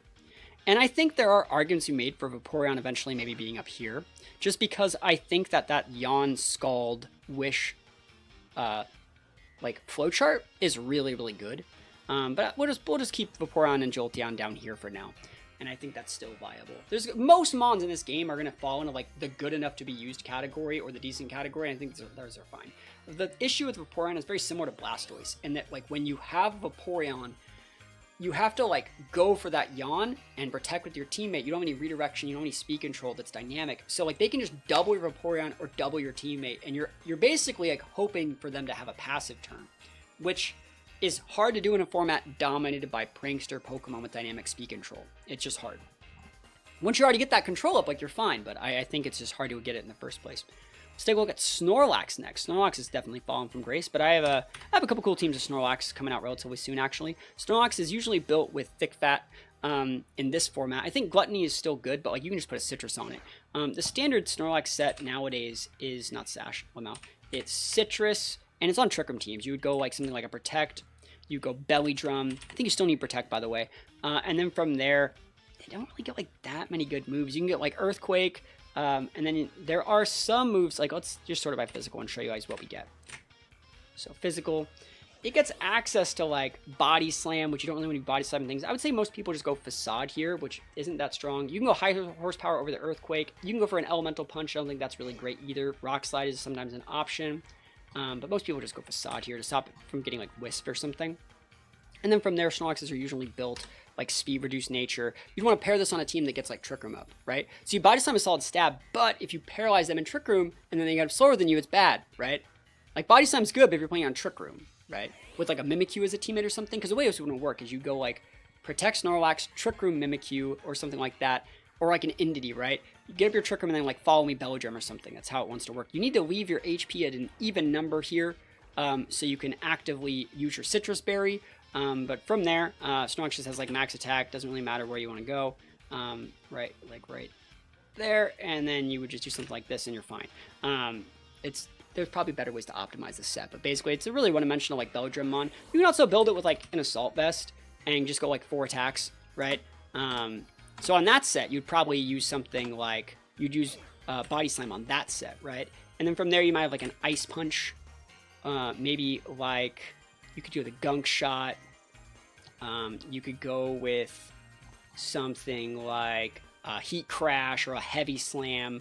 You know, stuff like that. You can go like Icy Wind here to enable like correct teammates because they're not going to be able to pop you in one shot. So I think it's a usable mon, but I don't think that it's like nearly as good as it used to be back when Pinch Berries were short 50%. It's definitely just good. It's just good. Similar to like Chansey, you can't like Oko the Snorlax. He's there. He's hanging out. It also, I will say, one of my favorite sets is like Leftovers. Like you can just go Leftovers Lax with like Protect, Yawn. Like that's a set, you know, like that's a thing. Like this is the thing. It's just a Yawn bot. You know, it gets Chilling Water. It gets Curse if you want to go Curse Lax as well. Sometimes people go Curse here. And like that set right there just gets kind of what you want. You can also go the Classico. You can go the El Classico, right? And just go like Rest, Sleep Talk, Curse with like, I don't know, like the Body Slam. You know, like that's a set. People, you can still do that with Snorlax. It's still viable. It's still going to get you some stuff. So it's just a good mon. Nothing too spectacular. And we're finally here at the last mon of Gen 1. There are so many freaking Gen 1 mons in this format. We're going to take a look at Dragonite. Take a look at Dragonite here. So Dragonite. So Dragonite here. Dragonite are usually built inner focus in this format. You can still go multi-scale, it's good, but they're usually only built one way, and that's Choice Band, Normal Terra, E-Speed. That's how people like to play Dragonite. I think that's the best way to play Dragonite for all of Scarlet and Violet.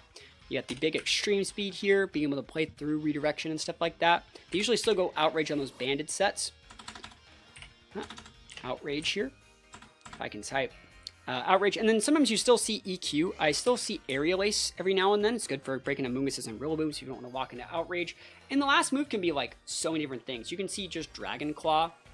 I like Earthquake a lot when I play him. Another thing that I like on Dragonite is actually just Rock Slide. You just bring this guy out and you just Rock Slide things, a little bit of AoE at no cost to your teammate. It's so good. You can just click that button. Like, this is a standard Dragonite set. Being able to outspeed other Dragonites is great. You can even go like this and cut a little bit and make sure that like you're outspeeding Modest Dango. Like we take a look at like a Goldango over here. So being able to outspeed Modest Dango is pretty nice. So that would look something like, so Modest Dango full speed would be 136. So get your Dragonite to 137. And you can drop some of that bulk out. And then you can just put the rest of the stats up like this. This is another standard Dragonite set. And on that set, you would go like Earthquake there, and you just always be able to outspeed their Dango. So if you traded Tailwinds, if you paired it with like a Talonflame Dragonite, you can just still Earthquake that Dango right in the face. So Dragonite's gonna be great. Dragonite, oddly enough, is the first Pokemon on this list to go in the best category. You have to respect Dragonite. If Dragonite's played correctly, at worst, it's like a 1-for-1. And Dragonite is usually a 1-for-1.5 / like 1.2 Pokemon. So I think like Dragonite's going to be a really, really like good mon for the whole format.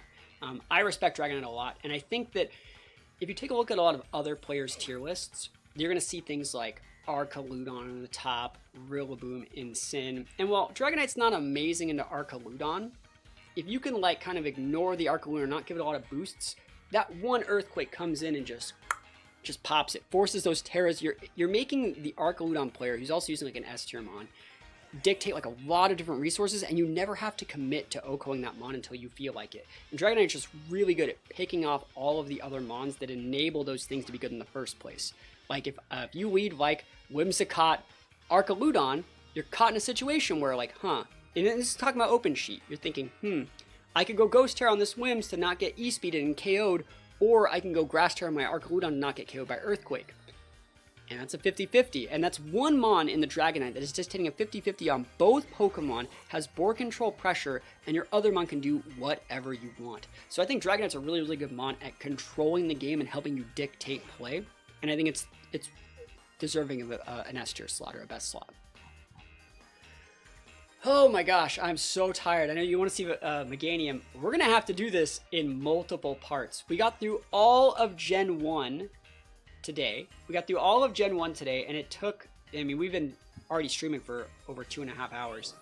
We're probably going to get through Gen 2 and 3 in the next one, and then 4 and 5 in the next one after that, and then probably 6, 7, 8, 9, I don't know, in the next one. Might be a 4-parter, but like this just takes forever.